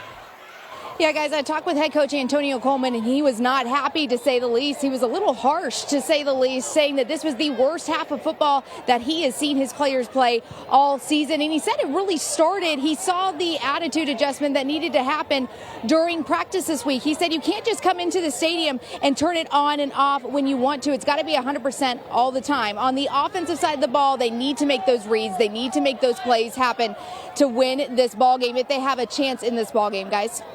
And you know, you got a bunch of young, really young players on this Williams team, and you got a coach who's really trying to turn things around. Every coach wants to put their stamp on the way things are handled, the way the culture is, those type of things. And he's been a part of this staff, went to school here, and you know, I probably, you know, when you play that many young kids, you know you're going to take some lumps along the way, but you could tell from what Heather just told us, he was feeling something he didn't like this week. Yeah, evidently he was. You practice the way you play. You hear that all the time from coaches. Antonio Coleman has played at such a high level. Yep. He understands that. And so he sensed coming into this game, we might not be ready for this team. And they have come out and they were not ready. And the thing that I saw, and I guess everybody watching saw, was just physically they were getting overpowered at the line of scrimmage. Yeah. That was the run game that Hudspeth said, we need that to open up everything else. This is football 101. Yeah. Well, they had it. They had the run game going. And I think that really disappointed Antonio Coleman. We were paging Dr. Coleman for a while because they weren't even out of the locker room yet, and now they're on the sideline to try to get warmed up best they can. But that was a long chat he had with the boys. Coach Hudspeth, his second year at Gulf Shores, went 6-4 in 6A last year. There's Pastor Fred. It's his character coach down there at the beach. He's the pastor at Island Church. Yeah, I told him after the game, before the game, I said, look, you're the character coach? Well, we see kids out of character, we're going to kill you on the air, man, because you're the one character coach that we've heard about. He and I both moved. We both lived in a place called the Quad Cities right up on the Iowa and Illinois border. We both moved here from the same. Just found that out. I've known him for 15 years. No kidding. Found that out in the game tonight. Delightful guy. We talked to him before the game. Yeah. Good guy. He saw my Chicago Bears Nikes. He's like, "Are you a Bears fan?" And then that's what spurred the conversation. So you guys know each other through a lot of the fishing tournaments down there too? Yeah, he's always part of our fish tournaments. His wife sings the national anthem in a lot of our events down there at the wharf and places. So, good for him. So we mentioned the offensive line for Gulf Shores: Chase Jennings, Tyler Burkett, Coley Smith, Matt Kisner, and Tyler Shepker. They have done a great job up front against a bigger defensive line, but a young defensive line for the Williamson Lions. Yeah, including 8th graders and 7th graders. Yep. So let's see simply that. Now, Gulf Shores will get the ball to start the half. Let's see if they have the same movement on that offensive line. But again, the other thing, Jim, is this offense, even if your effort is there and you're able to use your strength to penetrate somewhat, this offense can go in so many different directions. Your head's kind of spinning right now. They're having success on the corners. They had success over the guard. They had a lot of success with the play action. Bird keeping it. Bird keeping it. What are you going to stop? Coach Hudspeth checking out the. Got a bird up on top of it. It's a little helicopter at about, I don't know, maybe 1,000 feet. It's a lot higher than there was one night here that upset you in the booth, if I remember a long time ago. Yeah, right after 9/11. Give me a break. And the Lions will kick off. There's our helicopter circling just a little to the west of downtown Mobile now. For the Dolphins, number 21, good kick goes off the hands of Gardner. Back inside the 10. Now dances to the 15, and he'll get stopped there. This will be the poorest field position starting thus far for Gulf Shores. So a little victory there for Williamson to come out here. Yeah. Agreed. Let's see if you see some more from this young defense. Take Gardner down again. Gardner's down. Also, looks like we had a Lion down there. I think that might have been Wilson. Maybe Wilson down. Orrin Wilson, 3-year starter, their leading tackler. And Wilson got up, but we saw Gardner took a twice big hit. Yeah, now he gets up, and Wilson a little slow to come up. He's right down here by the numbers. And boy, if you think maybe if you keep this big lead, you're able to rest Gardner a little bit. He starts both sides of the ball for this Gulf Shores team. And Wilson is still down. You're right. Yeah. Trainers out there. I think we all got a demonstration America did Sunday and last night. How this is nothing to mess with, right? That Tua stuff was pretty scary. Now this is an ankle injury. It looks like. So, but Gardner was hit in the on a helmet to helmet that was not called in the first half.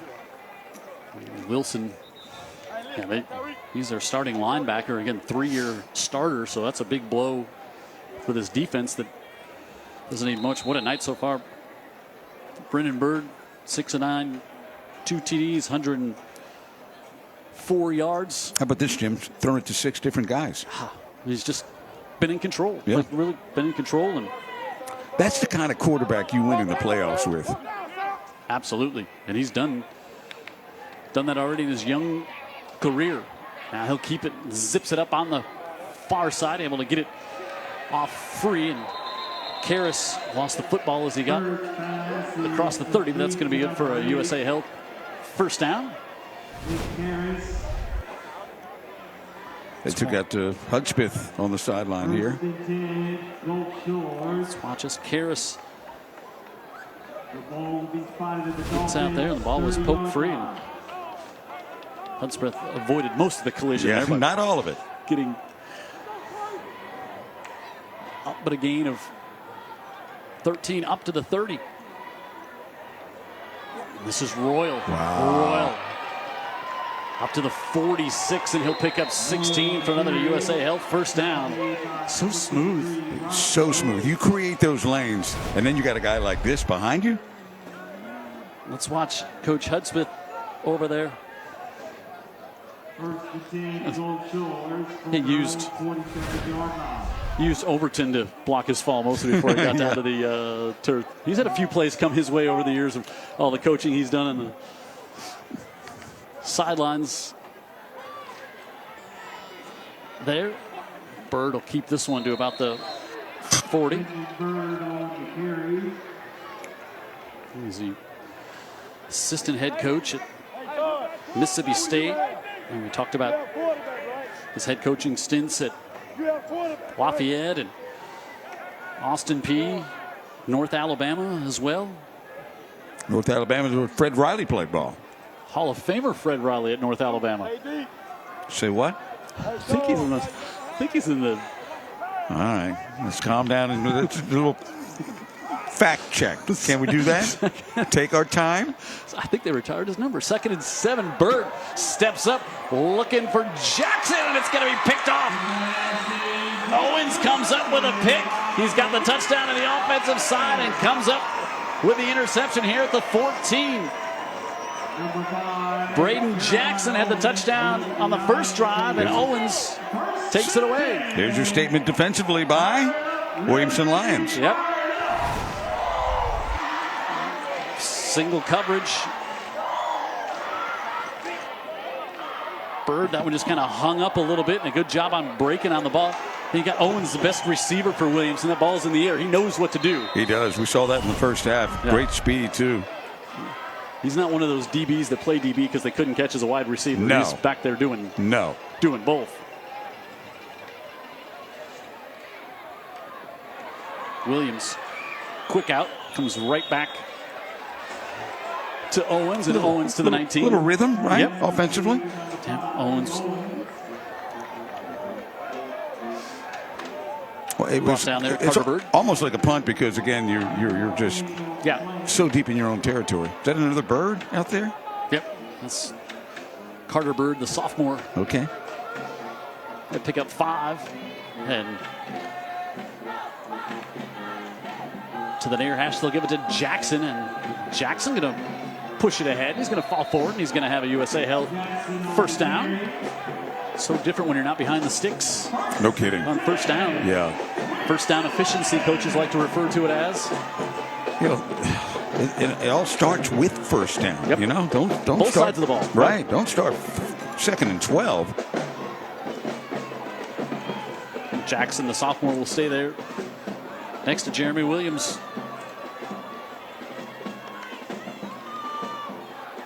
Williams steps up, takes a blow, and he tried to get it back off to Lucky. Lucky found a little soft spot there, but the pocket was collapsing, and Jackson.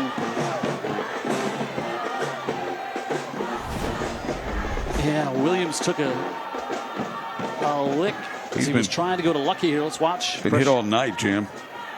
He sees Lucky, and overthrows Clark him. was coming in from the top of the screen, and the hit came from the inside and brings up 2nd and 10. Again, Williams, 6'2", 210, was a defensive end. And shifted over to quarterback this year.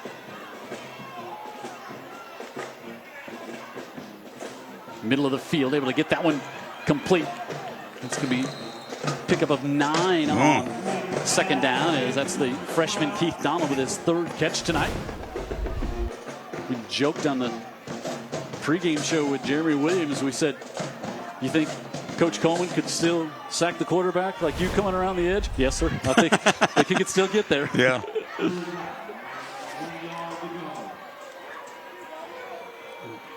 Third and less than a yard here for the Lions.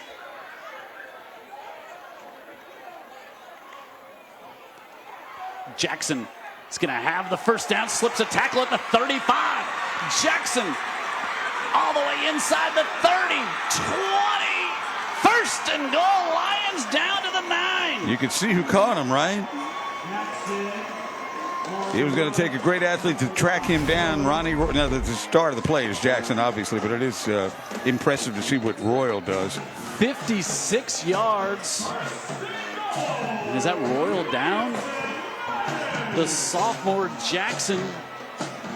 I would guess it is, Jim. Had 12 yards coming into tonight. Gets 56 there. Wow, look at Royal. That is Royal who caught him and made the tackle, and he is still down.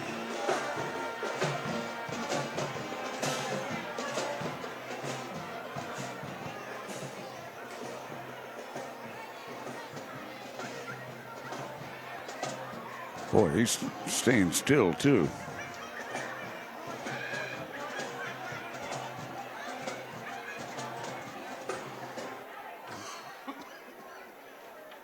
See the concern on the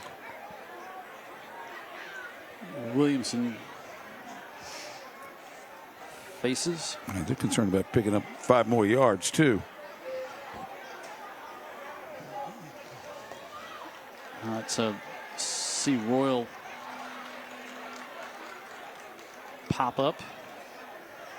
I didn't exactly pop up. He's up. Bending over here, hoping maybe he wind. Lost, yeah, maybe landed on the ball or landed on the hip or something of the runner and just lose your. You are pretty much, you know, you're.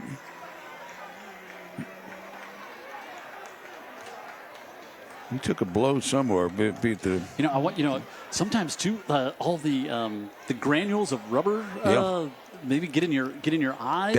Down on these synthetic turfs. Yeah, sometimes you'll see it pop up.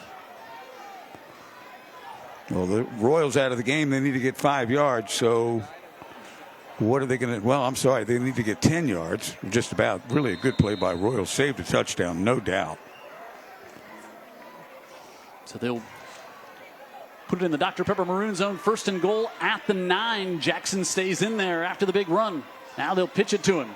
Jackson, and he stumbles and he's going to lose a yard on 1st down. He goes short side and just didn't get a block. Kind of looked like he lost his footing as well as he tried to turn it inside. Now 2nd and goal from the 10.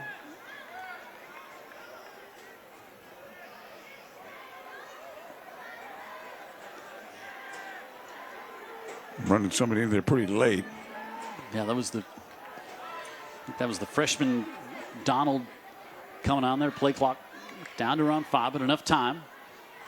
Inside give, and going to bring up 3rd and goal as Lowe wrapped up Jackson. Pretty good outside linebacker. Lowe, good size, 220. Yeah, rangy, long. Yep, he's just a junior. Saw him without his pads on before the game and on the field, like, oh, who's that? I know. He's just one of those young men that gets your attention, right? Yeah. Passes the eye test with flying colors. Yeah. You see a few of those at 6 o'clock in the afternoon when they're not all padded up yet. 3rd and goal here for the Lions. Williams looks right side, back of the end zone, fires incomplete. Had him. Couldn't get Donald, the freshman, to hold on. Williams did a good job of keeping his eyes in the back of the end zone here. Let's see. Just behind him. Yeah, it maybe almost looked like it almost, might have got tipped a little bit there right at the goal line as well. Donald had just kind of sat down right there. He's got a touchdown. Oh, here we go. 4th and goal for the Lions after the interception. The big run by Jackson. Williams looks, pressure, hit, and he's dropped back at the 15. Nowhere to go. Caden Clark, his 5th sack of the season. They had put constant pressure on Williams all night. They get him there on a 4th down. Watch the pressure. There's nowhere to throw it to, and there's nowhere to run. They've really overwhelmed this Williamson offensive line for much of the game. Yeah, and you get down there in the red zone, and the corners and everybody, they know you can't get beat deep because you got a goal line behind you, so it kind of compacts everything in front. Oh, yeah. Tough to score down there. Yep, and Clark with a great defensive play by the Dolphins, and Williamson unable to capitalize after the big run by Jackson. Keep your head in the game. Bird. Defense still there as Christian Gill, all 330 pounds of the sophomore, in there to make the stop. And now we see Royal coming back into the game. Gill with the penetration and the stop. Interesting the way AC's got Lions on the back, no name. Who plays a team. Yeah, hard count. And Petway Williamson jumps offside. You can hear. You might be able to. The coaches watch the ball. Yeah.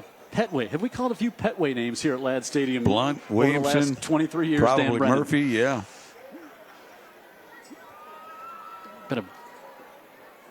Been a few Petways at Viger.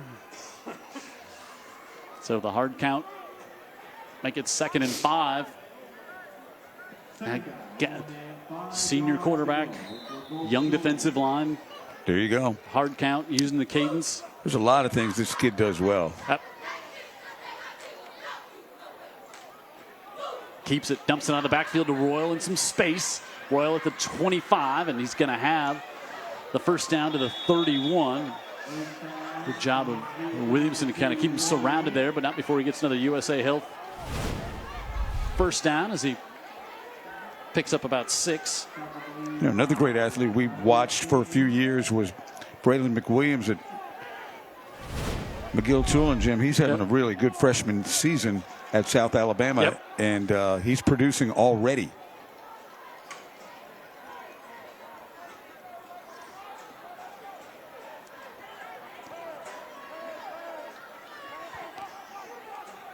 So we approach 5.5.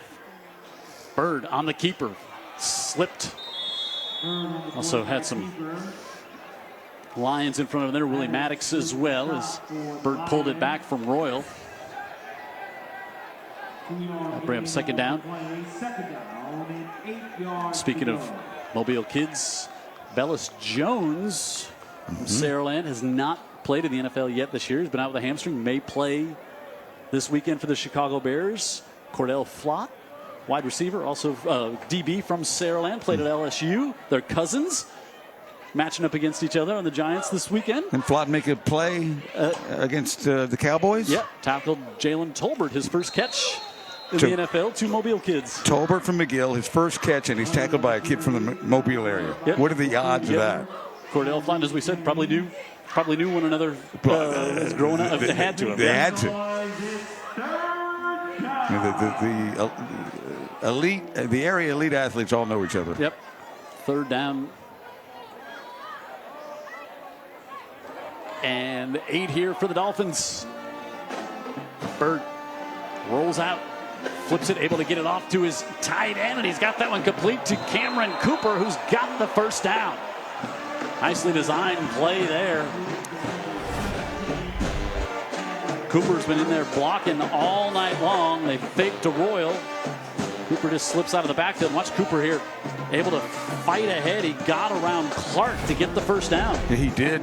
He very good football player. Cooper, you're right. He was hungry for that one because he has been doing a good job of blocking on the perimeter. Finally, he gets his chance and starts at linebacker. Also, that tight end kind of H-back spot. Right.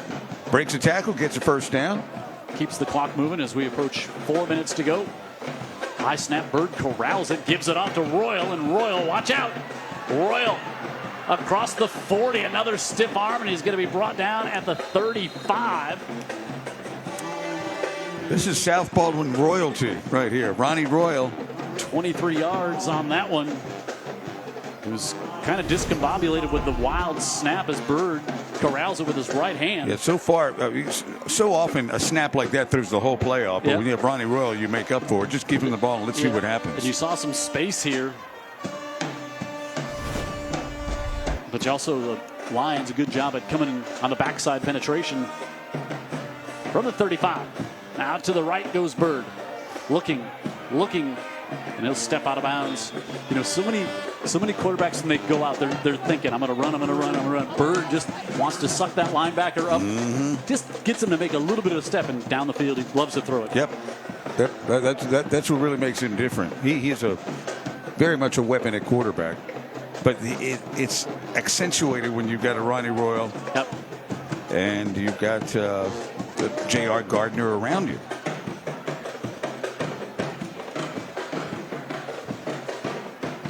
Now 2nd and 5. Here for the Dolphins with both Gardner and Royal in the backfield. Bird fakes and he gets it to Royal.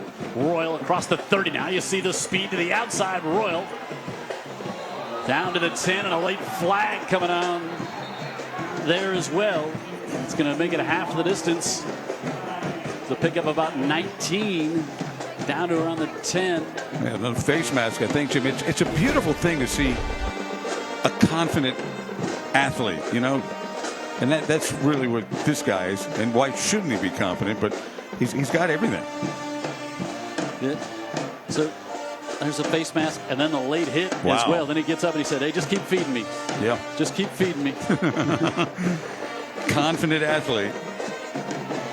You know, again, smiles back there. Yeah, that little guy, I saw him on the field before the game. Wonder if that might be one of Coach Hudspeth's. Could be. Youngsters back there. He was in the VIP area pregame, so, you know, he had to be somebody something. They were looking at us like, what are you doing down here? I know what I'm doing here. Kid was thinking, what are you doing here? 1st and goal from the maroon zone. They do feed it. And Royal gets upended, but not before he gets in for the touchdown. Yeah. Williamson, nice job of selling out there, but Royal gets in the end zone. And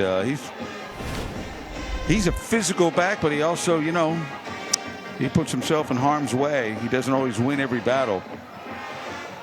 Boom. Look at the play right there. Yeah, Maddox went down. Is that Maddox? Yep. Man. And Langston will see if he can keep his night perfect here for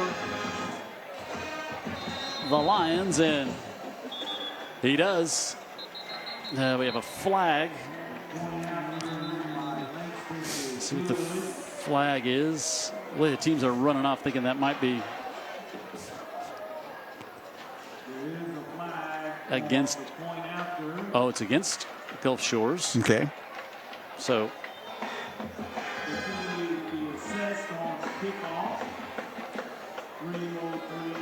So, hold on. Now that's it. So they're gonna assess it. Said they were gonna assess it on the kickoff, but that doesn't. Yeah, that didn't make a lot of sense there. So now they'll have to try to kick it again. And I gotta think if I'm Will Langston, I'm all right with that penalty. Yeah, I'll come exactly. I'll come on, kick another one. This one's a little longer. As you look at Ronnie Royal, I mean, just gonna, you know, he's an absolute dominant cover corner. You know, he's absolute dominant there. But you can just see he play anywhere on the field. Yeah, no, he takes those skills. And Langston this time does not punch it through, so it'll be 37-6. But Ronnie Royal with the score here tonight, had the big run and the reception on that drive, takes a big hit but punches it in here. And this one is all Gulf Shores late in the 3rd on Friday Night Rivals.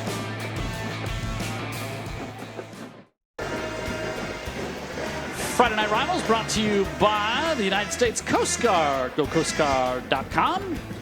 Also by the Mobile County Sheriff's Office.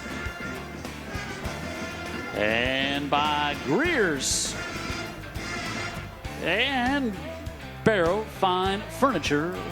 Once again, as our Mobile County Sheriff's Office scoring drives, 9 plays, 85 yards after the 1st and goal stop by their defense. Yep. Shut down Williamson at the other end. Stopped the long drive. Royal with the 5-yard touchdown run, and Makes it a 37-6 lead here with 3 minutes to go in the third. Yeah, they've piled up 347 total yards now. The Dolphins have, as opposed to 169 for Williamson. Most of Williamson's coming on 2 big plays. Yep.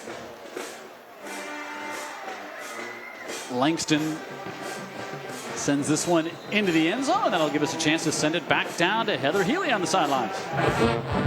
Yeah, guys, I have 2 lovely ladies from Williamson here. I have D.H. Walton, who you are the district supervisor, and I have April Bell Bush, and you are the athletic academic coordinator. So, ladies, talk to me about what you guys do here at Williamson. Okay.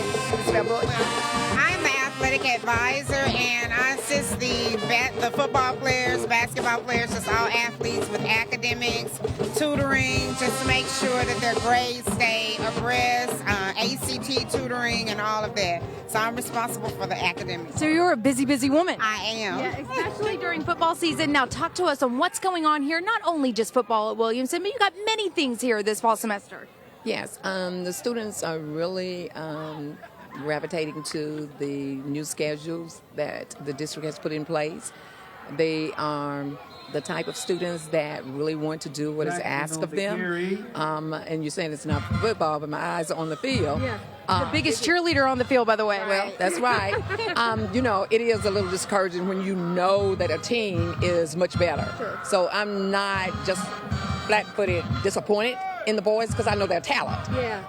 If they would step up to their talent, this would be a different ball game. But you know what? The game's not over.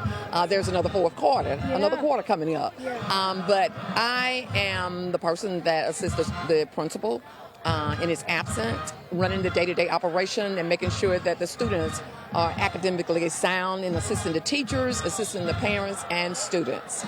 Wonderful. Well, you ladies are definitely a huge part of Williamson for sure. We greatly appreciate you guys joining us here on Friday Night Rivals. Thank you. And we really just excited that you all are doing this for our school because the students work hard. They do, and they are disciplined. If you notice, the boys out there, they're discussing with themselves.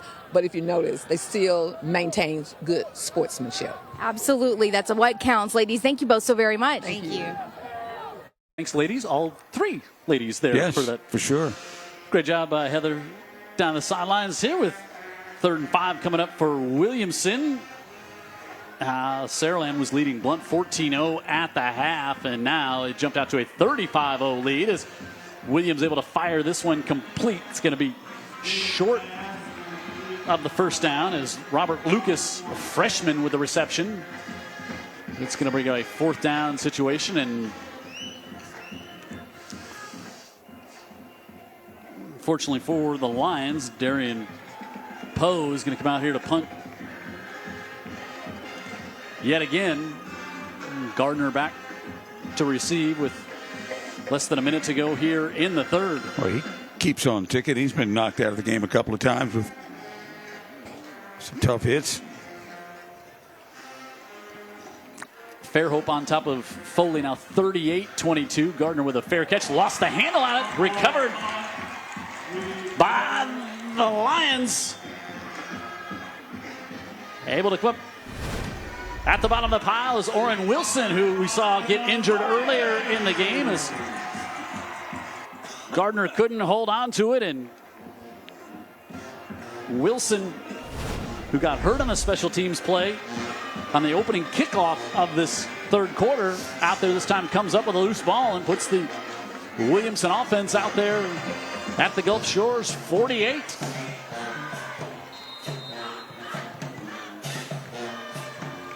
They're like, where's this field position been all night?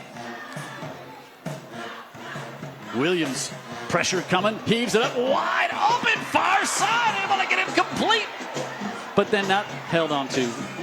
Oh, thought he had him there. Wow, he had him open, that's for sure. Watch the hit that Williams takes. Again, that's Clark coming in and just unable to hold on. Wow. He's been pressured all night. Yeah, he's had a few receivers not hold on to passes that could have helped him here this evening.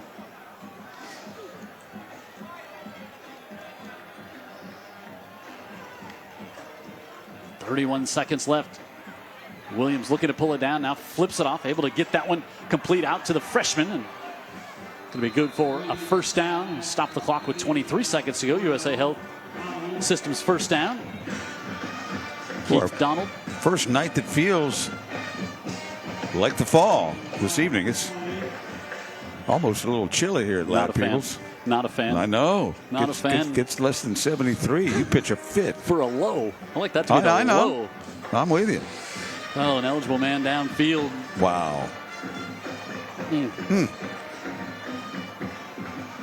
That play, took a little bit of a scramble. Took a little while to develop, and see that on the RPOs a lot. Where linemen, but that was a planned pass play the whole time. So bring up a 2nd and 15.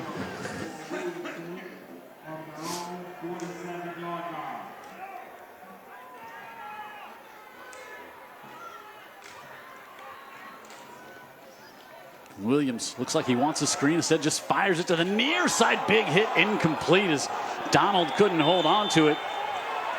Now a flag is going to be, I think Carter Bird's going to get a taunting penalty. Lowe was there as well, but I think Bird did a little posturing after that hit. Man. Donald, the freshman,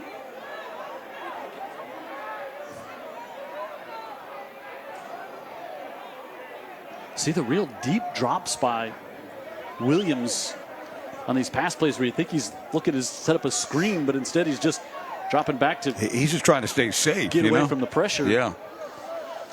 Well, I hope the freshman's okay. There was a bang bang as soon as the ball dropped there. It wasn't a. I don't know that it. Let's see who made the hit. Up at the top of the screen, pressure coming on.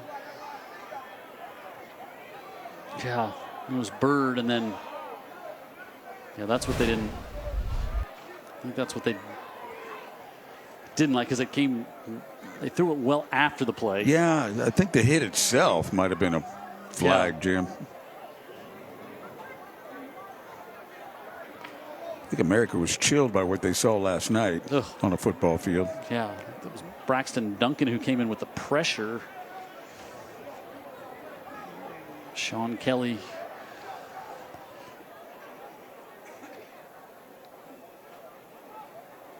We forget just a freshman, 14 or 15-year-old kid down. Even if you're not hurt, it'd just be scary because you've just maybe never been hit like that before. No kidding. You hope not to be hit like that again. Yeah, we'll take a timeout here at Ladd. So Keith Donald, the freshman, walked off under his own power, which was a good sign after a helmet-to-helmet collision. What's disturbing is he was down a long time. Yeah, that was the penalty. The call was for the helmet-to-helmet hit. Gosh.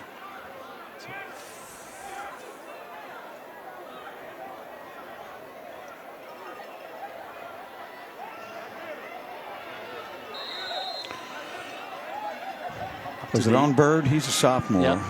Again, these kids are young, flying around out there. Up to the 38 now. 1st and 10. Snap over the head of Williams, and ball is loose. Picked up by Gulf Shores. Rumbling ahead. Otto Brewer. We've called his name a bunch today. Will he get the touchdown? He's out of bounds inside the 5.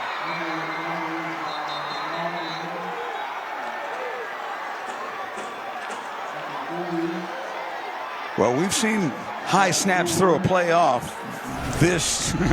Williams had no chance on this one. This is more than that. Yeah, that Brewer's been in there harassing Williams all night, and somehow there's still 1 second left on the clock here in the third quarter.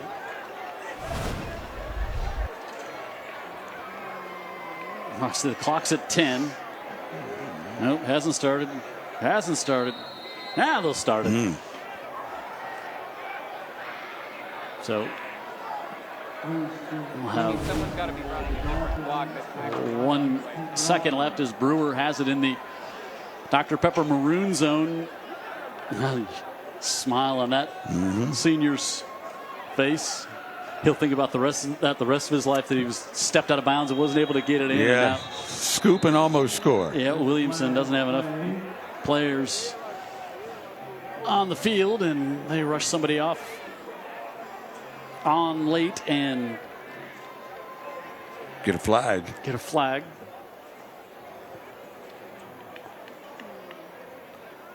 They did start the clock there, but it was before. They shouldn't have this time. Now they wind the clock, and that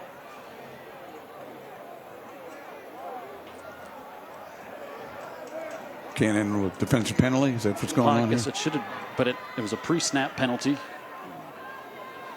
Gardner looking for yet another touchdown. Lunges. He's going to be down to the 1, so they'll walk 99 yards during the commercial break, all the way down to the other end. Ronnie Royal, we'd heard so much about him, and he lived up to the billing here on Friday Night Rivals. Took the hit. Said he wanted more than a snack, and he got a touchdown. He did. All Gulf Shores tonight.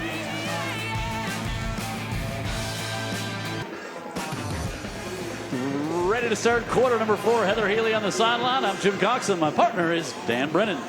Here we go with our Scholastic athletes from Andy Citron for Gulf Shores. Cameron Cooper just made a nice grab and got a first down.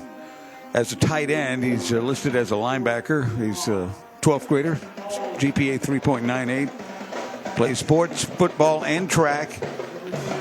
He's got honors, and he's a starting linebacker, too. Now you've got also for Williamson High School, Jania Wiggins, Williamson High, 12th grade, GPA 4.1, sports, cheerleading, volleyball, honors, ROTC leadership. Wow, that's really impressive. Plans to study biology pre-med at UAB. Got her stuff together. Thank you to Andy Citron. They named a building after him on the interstate. I love that. Didn't happen until he started being a part of Friday Night Rivals, right? That's right. Give Gardner, touchdown Dolphins.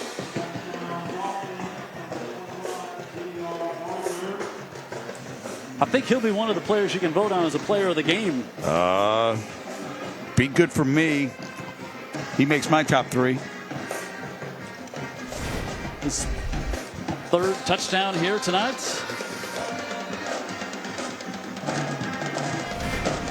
Punches that one in, and this one well in the hands, if they had him, of the Dolphins.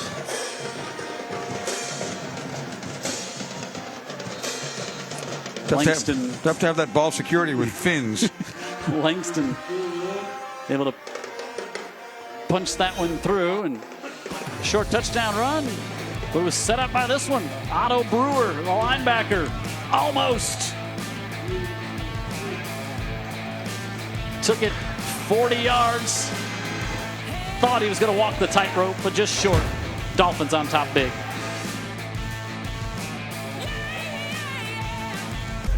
You know, Dan, we came in talking about all the offense Gulf Shores had put up this year, but it's been a nasty defensive and harassing Jeremy Williams all night. Yeah, there's the guy that just picked up the fumble, yeah. Otto, and yeah, it's been party at the quarterback all night long, and it's affected his throws. You see right there. Duncan with pressure, Clark there as well, and he just hasn't had a chance. And when he's had some time, his receivers have kind of let him down a few times downfield. He's a tough kid. It's a good thing because he's had a lot of company back there, uninvited. Yeah. So ready to start, or just one play into the 4th, I should say. Langston kind of pooches this one this time. Owens will take it at the 10. And Owens to the 26-yard line. Owens has been one of the bright spots offensively for this Williamson team tonight. 80-yard touchdown pass, which was actually behind the line of scrimmage. Kids have some jets. Showed it on that play. Also played a lot of defense, too. Got a lot of guys going both ways on these teams. Yep. Another score to pass along 6A region, one Spanish Fort in St. Paul's, 21-21, 3 minutes into the fourth on that one. 38-36. Foley leading, Fairhope leading Foley. Wow. A lot of points in Fairhope the past two nights. 49-41 last night there. St. Michael over Orange Beach. Inside give to Jackson. He'll get a few. McGill with the win over Baldwin County, 29-7. UMS beat Alberta 34-13. Who'd McGill beat? Baldwin County. Okay. Baker leading Bryant 27-6. 17-6.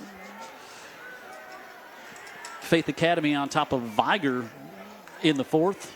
Mobile Christian leads Hillcrest Evergreen 14-7. Of course, Mobile Christian having to forfeit 4 games this week and now moved to 0-6 on the year. And Jackson nowhere to go. And so the Gulf Shores players trying to rip that ball out and Finally did at the end. And seeing some substitutions start to come in here. That was Landon Everett, a freshman in there, trying to get that one free.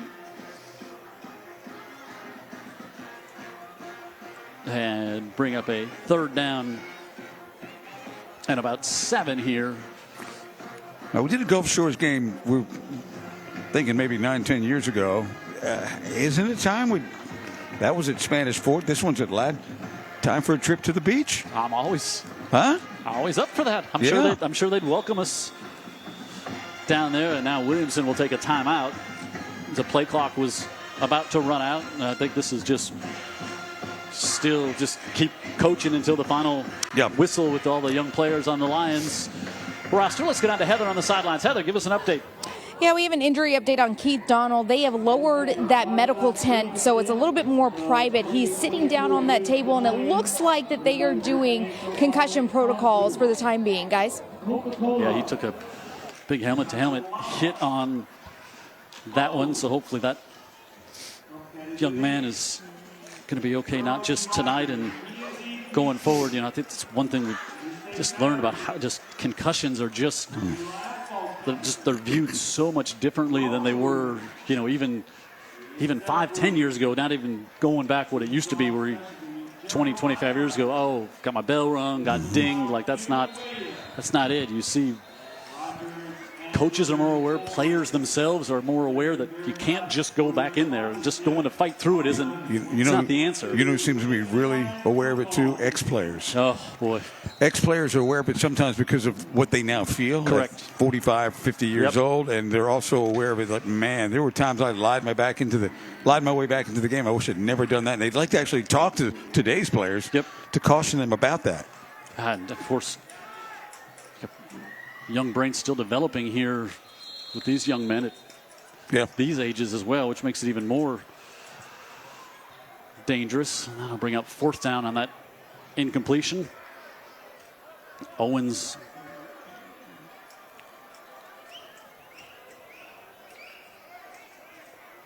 Antonio Coleman, of course, played here at Williamson and star at Auburn and played a couple years with the Buffalo Bills.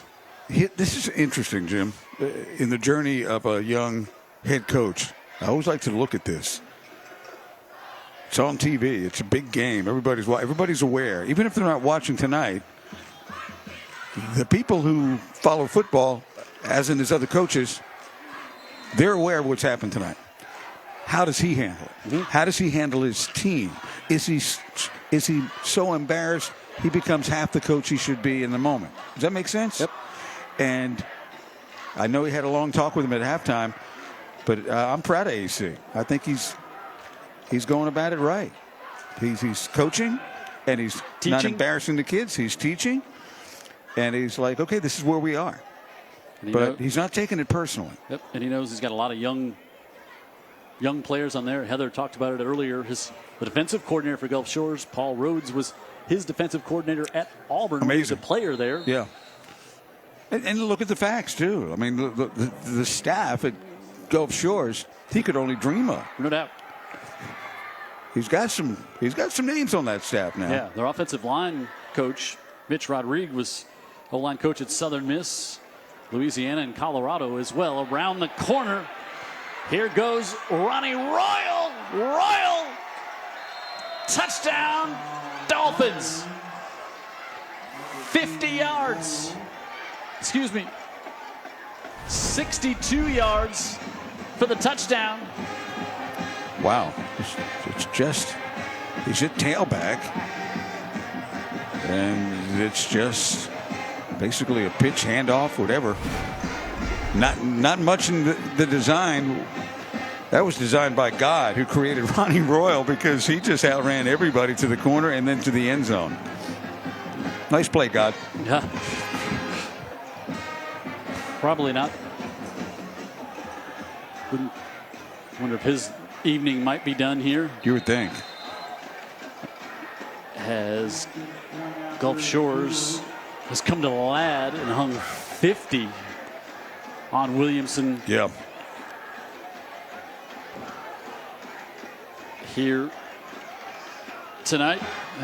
Give us a chance while Ronnie Royal gets the fist bumps. We'll give a fist bump to Hanson Supertex, our halftime show sponsor here on Friday Night Rivals. Also, our friend Andy Citron, Injury Attorneys, longtime partner with us here on Friday Night Rivals.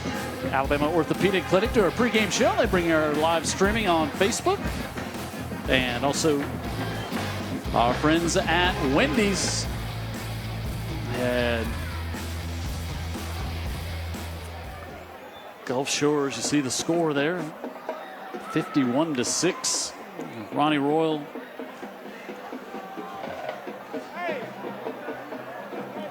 goes in the end zone again.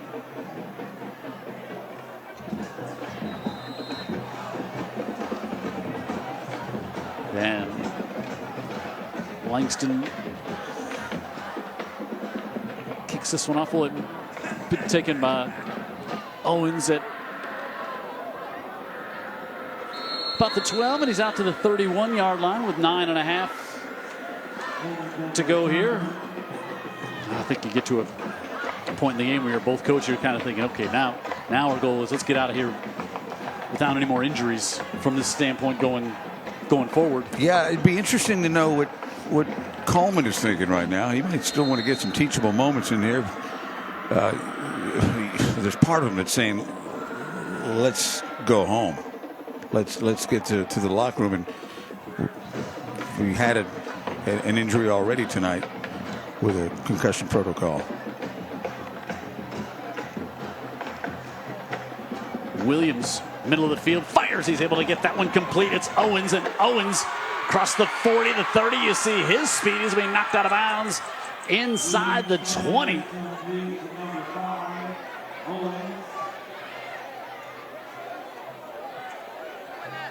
He is the dynamic playmaker.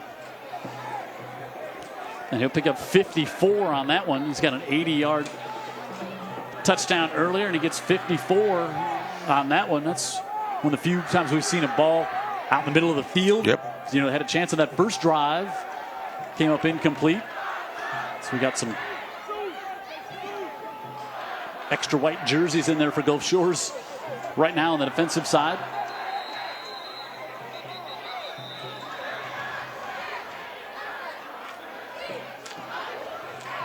And now we'll get Gulf Shores takes a timeout. And get there. Got a lot of substitutions in there. And Coach Hudspeth wanted to get them set up. Ball on the 15-yard line here with just under 9 minutes left.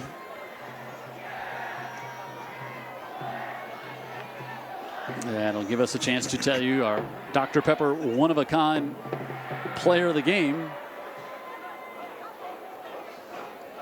Oh, that's coming up. We're not going to give it to you now.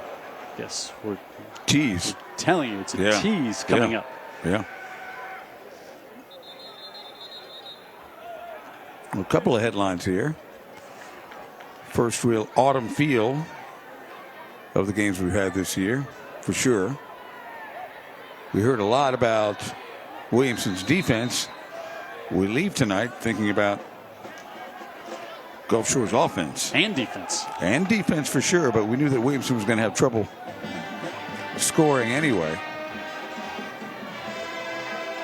Williams zips that one. Owens falls inside the 10. Thomas there to wrap him up. You can see why they want to get the ball in that young man's hands. He's been their big play threat. We saw it in the second quarter, too. Yeah. 80 yards. 2nd and 3. Faith now on top of Iger, 30-6. Scoring 30 points on that defense. That's a good point. Big numbers put up here tonight. Williams again looks to come, and he gets it to Owens. It's going to be good for 1st and goal now for the Lions.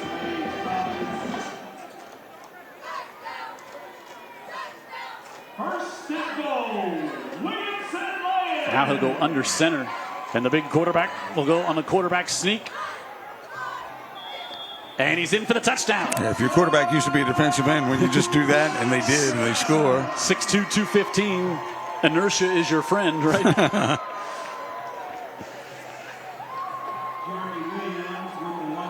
And they went for 2 after the first touchdown, and they'll do it again.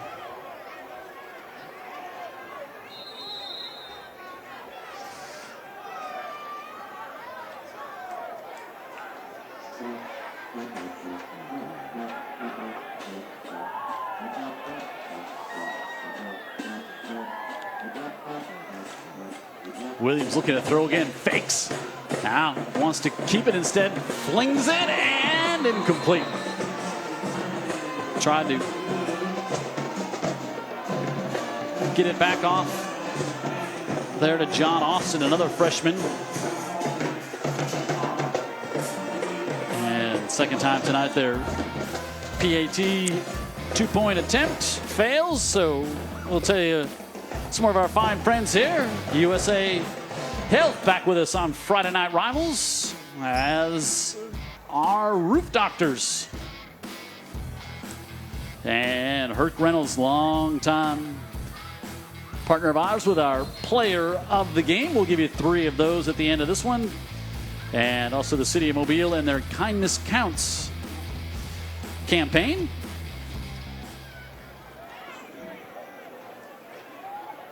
So you're lobbying for a trip down to Gulf Shores for a game, right? I like the team. Let me just say, I legitimately like the team a lot. That's spearheading my motivation. Think about all the teams we do have done. There's not many places we have not been in the 23 years. Haven't been to Alberta. It's kind of on the way to the beach. not been to Alberta. I'm glad. As Are you glad I pointed that out? Yeah. Or you're not? Thanks, Magellan. Down inside the 5, scrambling as Gardner thought that was going to go into the end zone, and now he wishes it would have just found it into the end zone. His scoring summary here for the Lions on that one: 4 plays, 69 yards. Williams went in.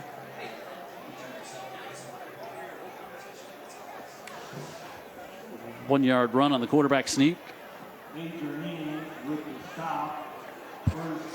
And see what Gulf Shore, see if Bird comes under, maybe Alex Rippey. Maybe they bring in the backup quarterback. I've thought of some more places, Jim. Okay. You do that. I'll keep looking out there, and I believe it is going to be Alex Rippey who's going to come in at quarterback. Now we're going to get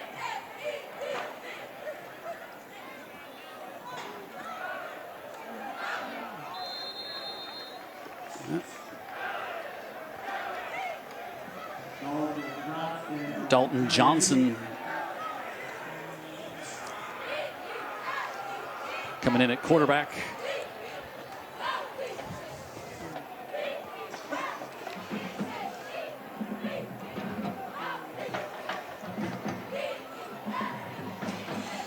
The clock running here. Nothing doing on that one. It'll bring up third down.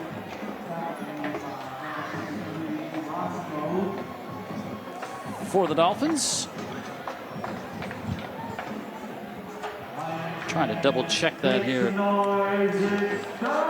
Quarterback, make sure we got the right. It is Dalton Johnston. One out. Could be Nelson Thompson now. All right. Nelson Thompson at quarterback zips that one out on the far side. Taylor Barkley. He's going to be short of the first down after Barkley, freshman, made the reception there.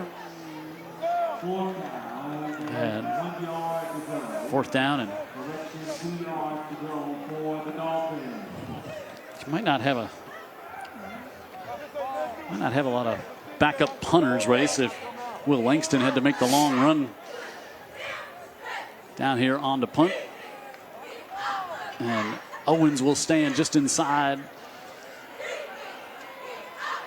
the 50. Good punt. Owens will get away from that, and it'll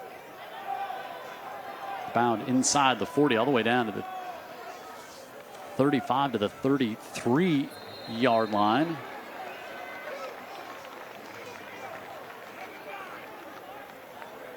I think 49-yard punt. Crowd made its way in here tonight on the Williamson side, especially. Not exactly sure what they were anticipating. I don't think it was this at all. Like we were talking about how well Viger had played UMS Wright, and that was the one game we could kind of comp it with, right? But this offense by Gulf Shores has been efficient and at times explosive. They're going to be a handful. Playoff times roll around, and they could, keep. They win out. They'll be a number 2 seed in the region. Dump back to the near side. McGaskin. Be big for them to get a home playoff game down at the beach. Kind of surprised they're stopping the clock. Let's see if they wind it here after they get it in place. They have. Yep. But you got to have a little mercy at some point, right? Yeah, they got it going. They got the chain set up after the first down at the 42.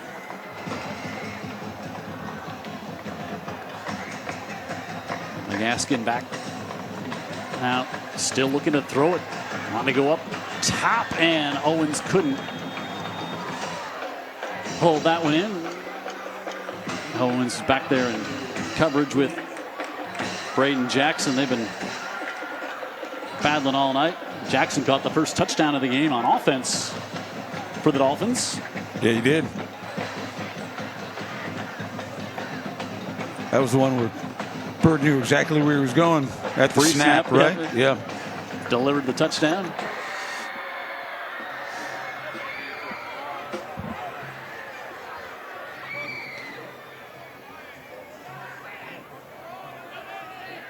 Look there at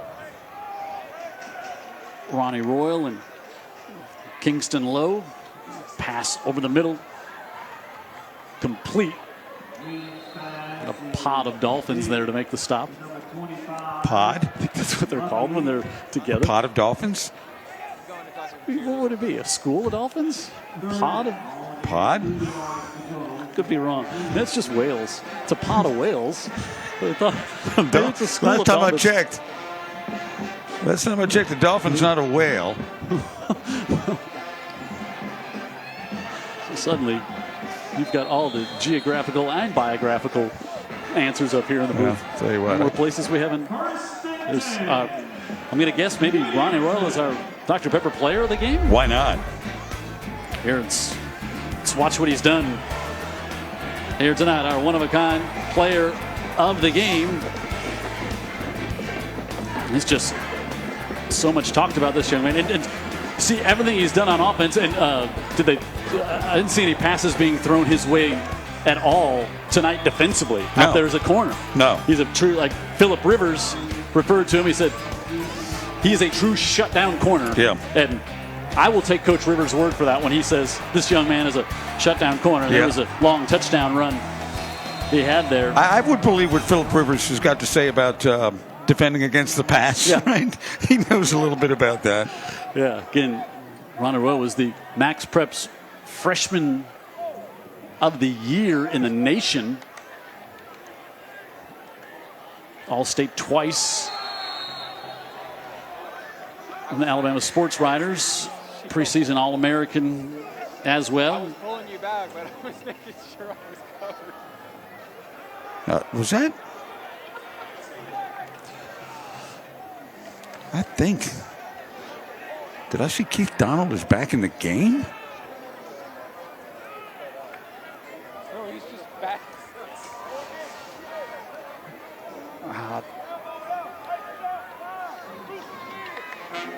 Did you see 12 back out there? I thought I did, Jim. Pressure. Brought down. Brewer, boy. Brewer's got a nose for the football. Then. Oh, boy. Now we got a problem. Yep. Williams trying to pop up with 2 minutes to go. He got wrapped up on that play, and he's reaching down toward that left ankle.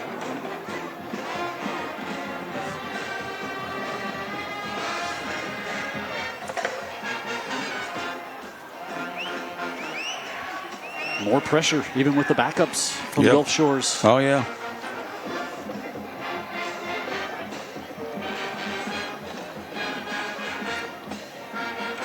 Long night for Williamson, too.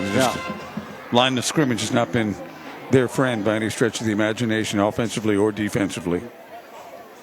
Now you've got the evidence of it there with your quarterback sitting on the ground. Tough guy, wants to get up.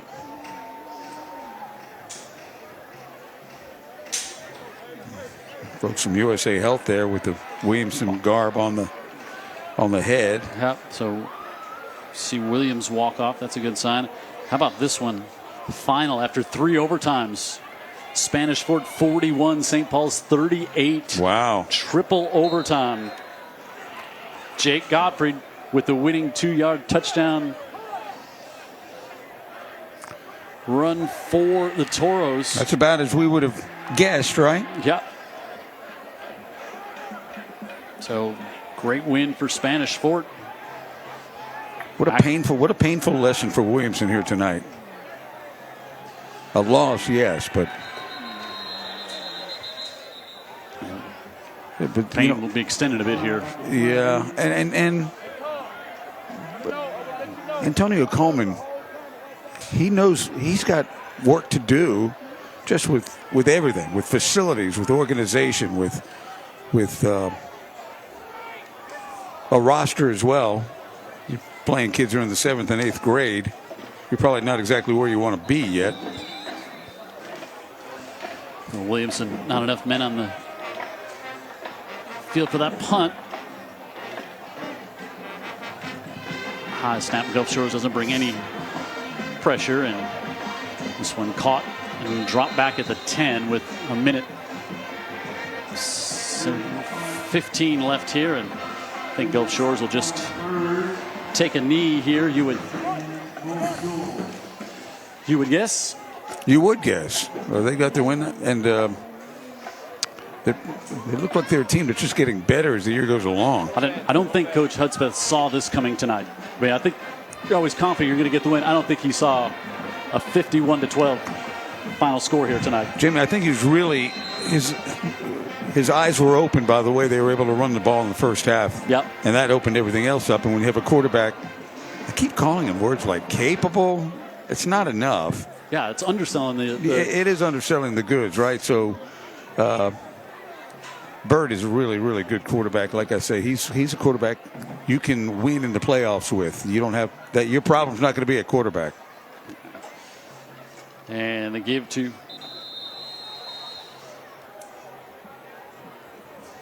Johnston, and they'll need to snap it one more time.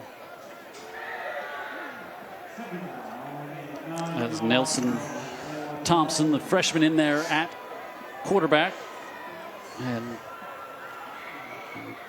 Antonio Coleman has given that gum a workout. He has.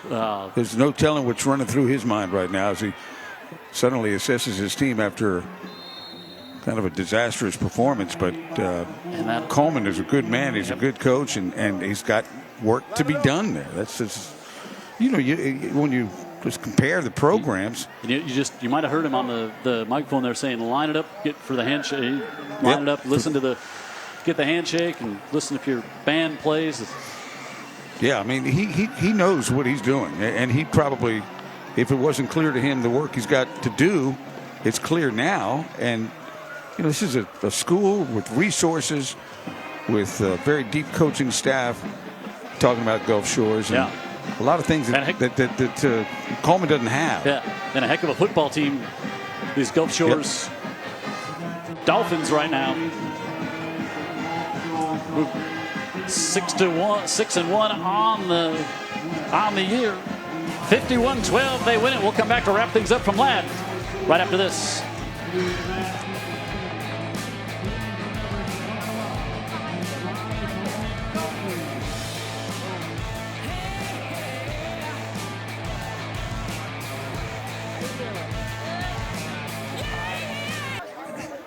Gulf Shores big winner tonight. Heather's down on the field.